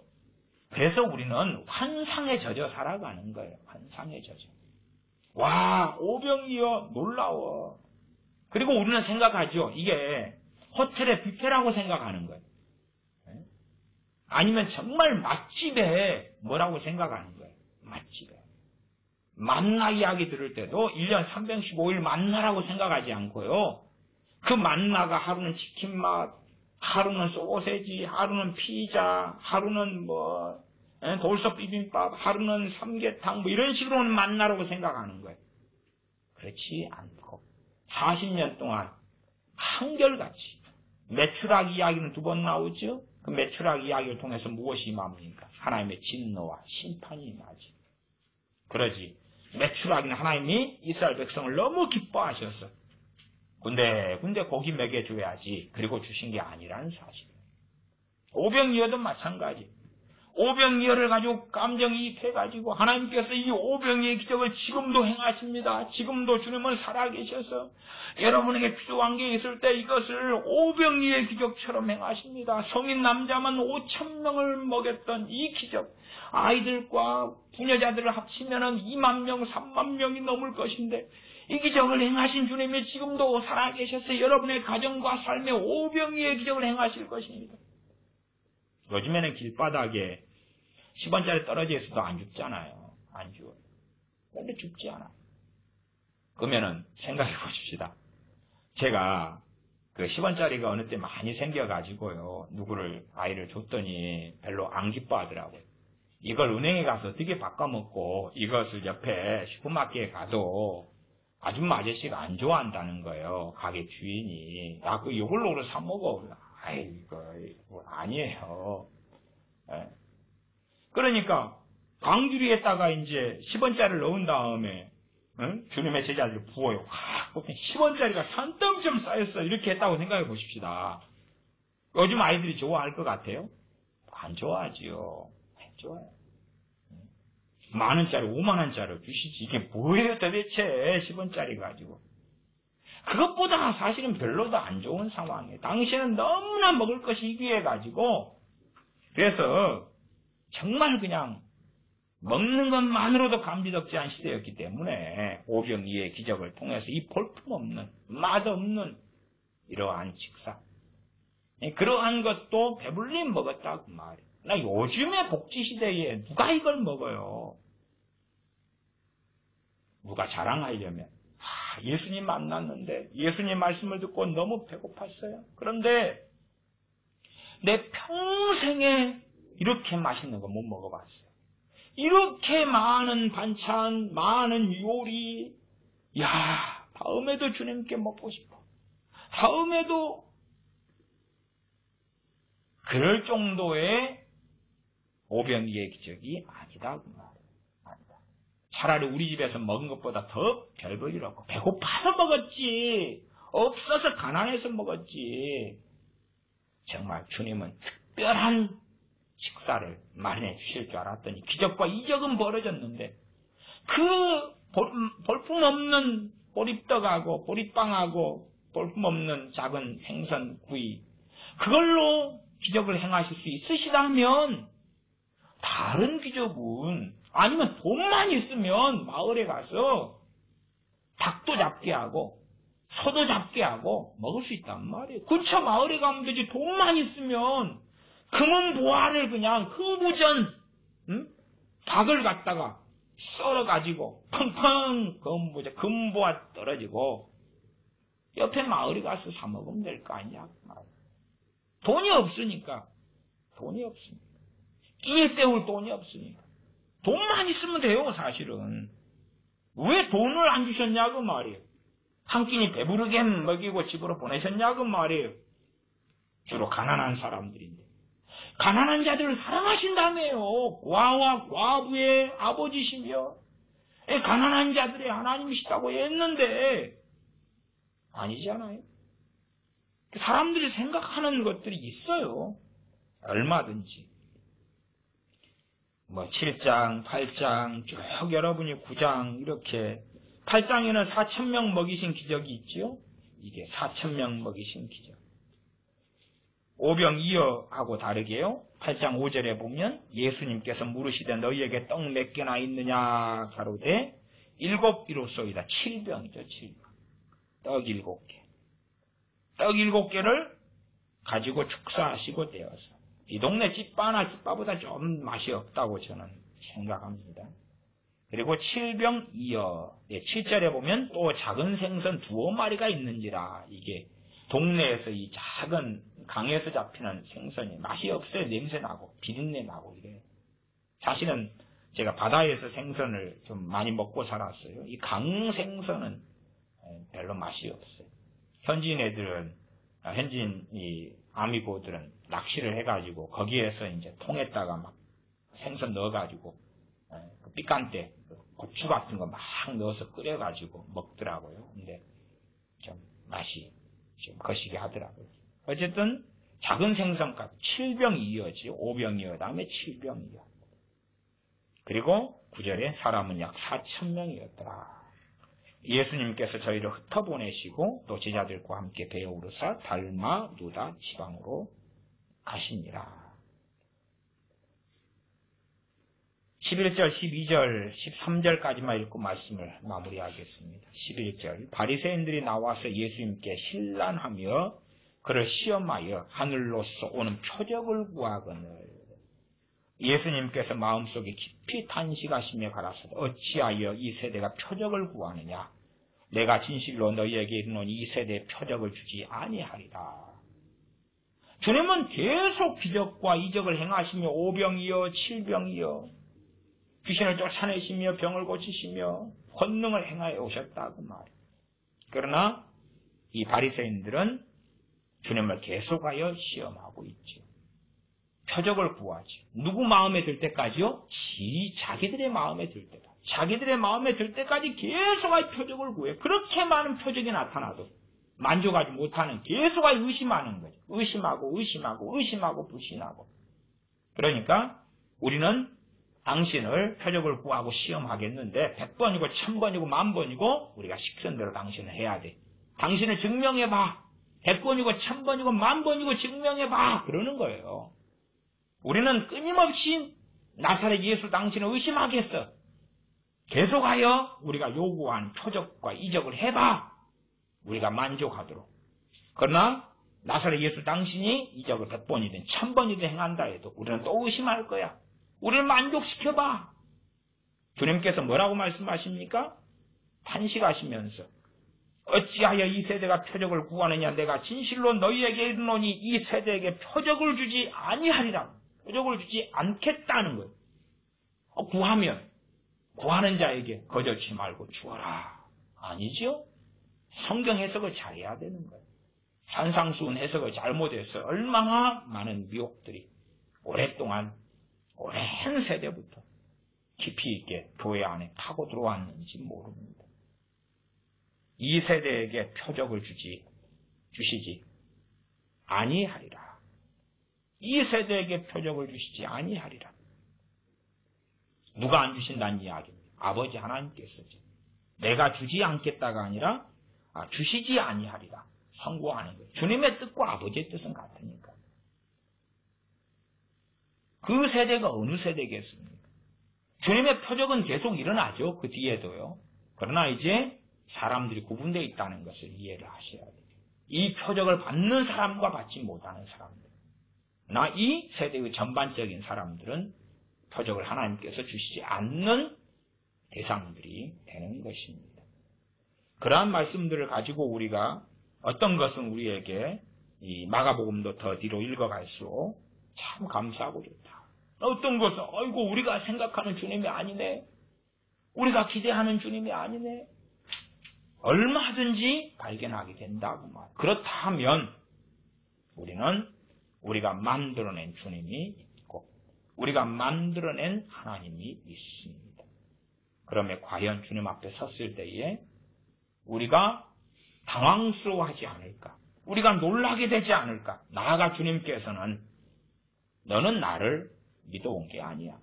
너는 나를 섬겨온 거 아니야. 전능하신 아버지 하나님께서는 너가 나를 예배한 게 아니야. 너희들이 만들어낸 하나님, 너희들이 만들어내서 믿고 싶은 하나님을 너희는 예배해왔어. 그건 샤머니즘이고 우상숭배였을 뿐이야. 주님께서도 참으로 너희가 나를 믿어온 게 아니야. 내가 한 말을 가지고 내가 전한 진리를 가지고 나를 알아왔어야 되고 그리스도를 아는 지식을 얻어왔어야 되는데 너희는 도무지 그럴 마음이 없었어. 성경에서도 여기서 조금 저기서 조금 가져다가 너희들이 환영하고 원하는 그러한 어떤 예수 그리스도를 만들었을 뿐이야. 그러나 유감스럽게 내가 아니야. 그래서 너희들은 이상한 것을 향하여 기도했던 것이고 이상한 곳을 향하여 절했던 것에 불과해 라고 얼마든지 판정하실 것이다 라고 저는 생각합니다. 기도하겠습니다. 아버지 하나님, 얼마나 쉽게 우리는 주님을 바꾸고 변질시키며 변개하며 주님의 말씀 가운데 소경이 코끼리 만지기보다 더 심각한 어리석음을 범하여 우리의 귀를 즐겁게 하는 말씀 해석이나 혹은 그렇게 여겨질 수 있게 보이는 성경의 몇 구절을 가지고 여기서 조금, 저기서 조금, 또 저기서 조금 가져다가 이상한 기독교를 만들어 왔습니다. 완악해져서 하나님 말씀을 마음대로 가지고 장난질 치는 그러한 무서운 저주 가운데 드는 사람들이 아니라 말씀을 통해서 주님을 알아가며 전능하신 하나님을 알아가는 그리하여 바르게 믿고 바르게 회개하고 바르게 깨닫고 바르게 예배하는 우리가 되도록 긍휼히 여겨 주시옵소서. 우리 주 예수님의 이름으로 기도하옵나이다. 아멘. 축도하겠습니다. 이제는 우리 주 예수 그리스도의 은혜와 아버지 하나님의 크신 사랑하심과 성령님의 교제 교통하심이 하나님의 자녀들에게 영원토록 함께 있을지어다. 아멘.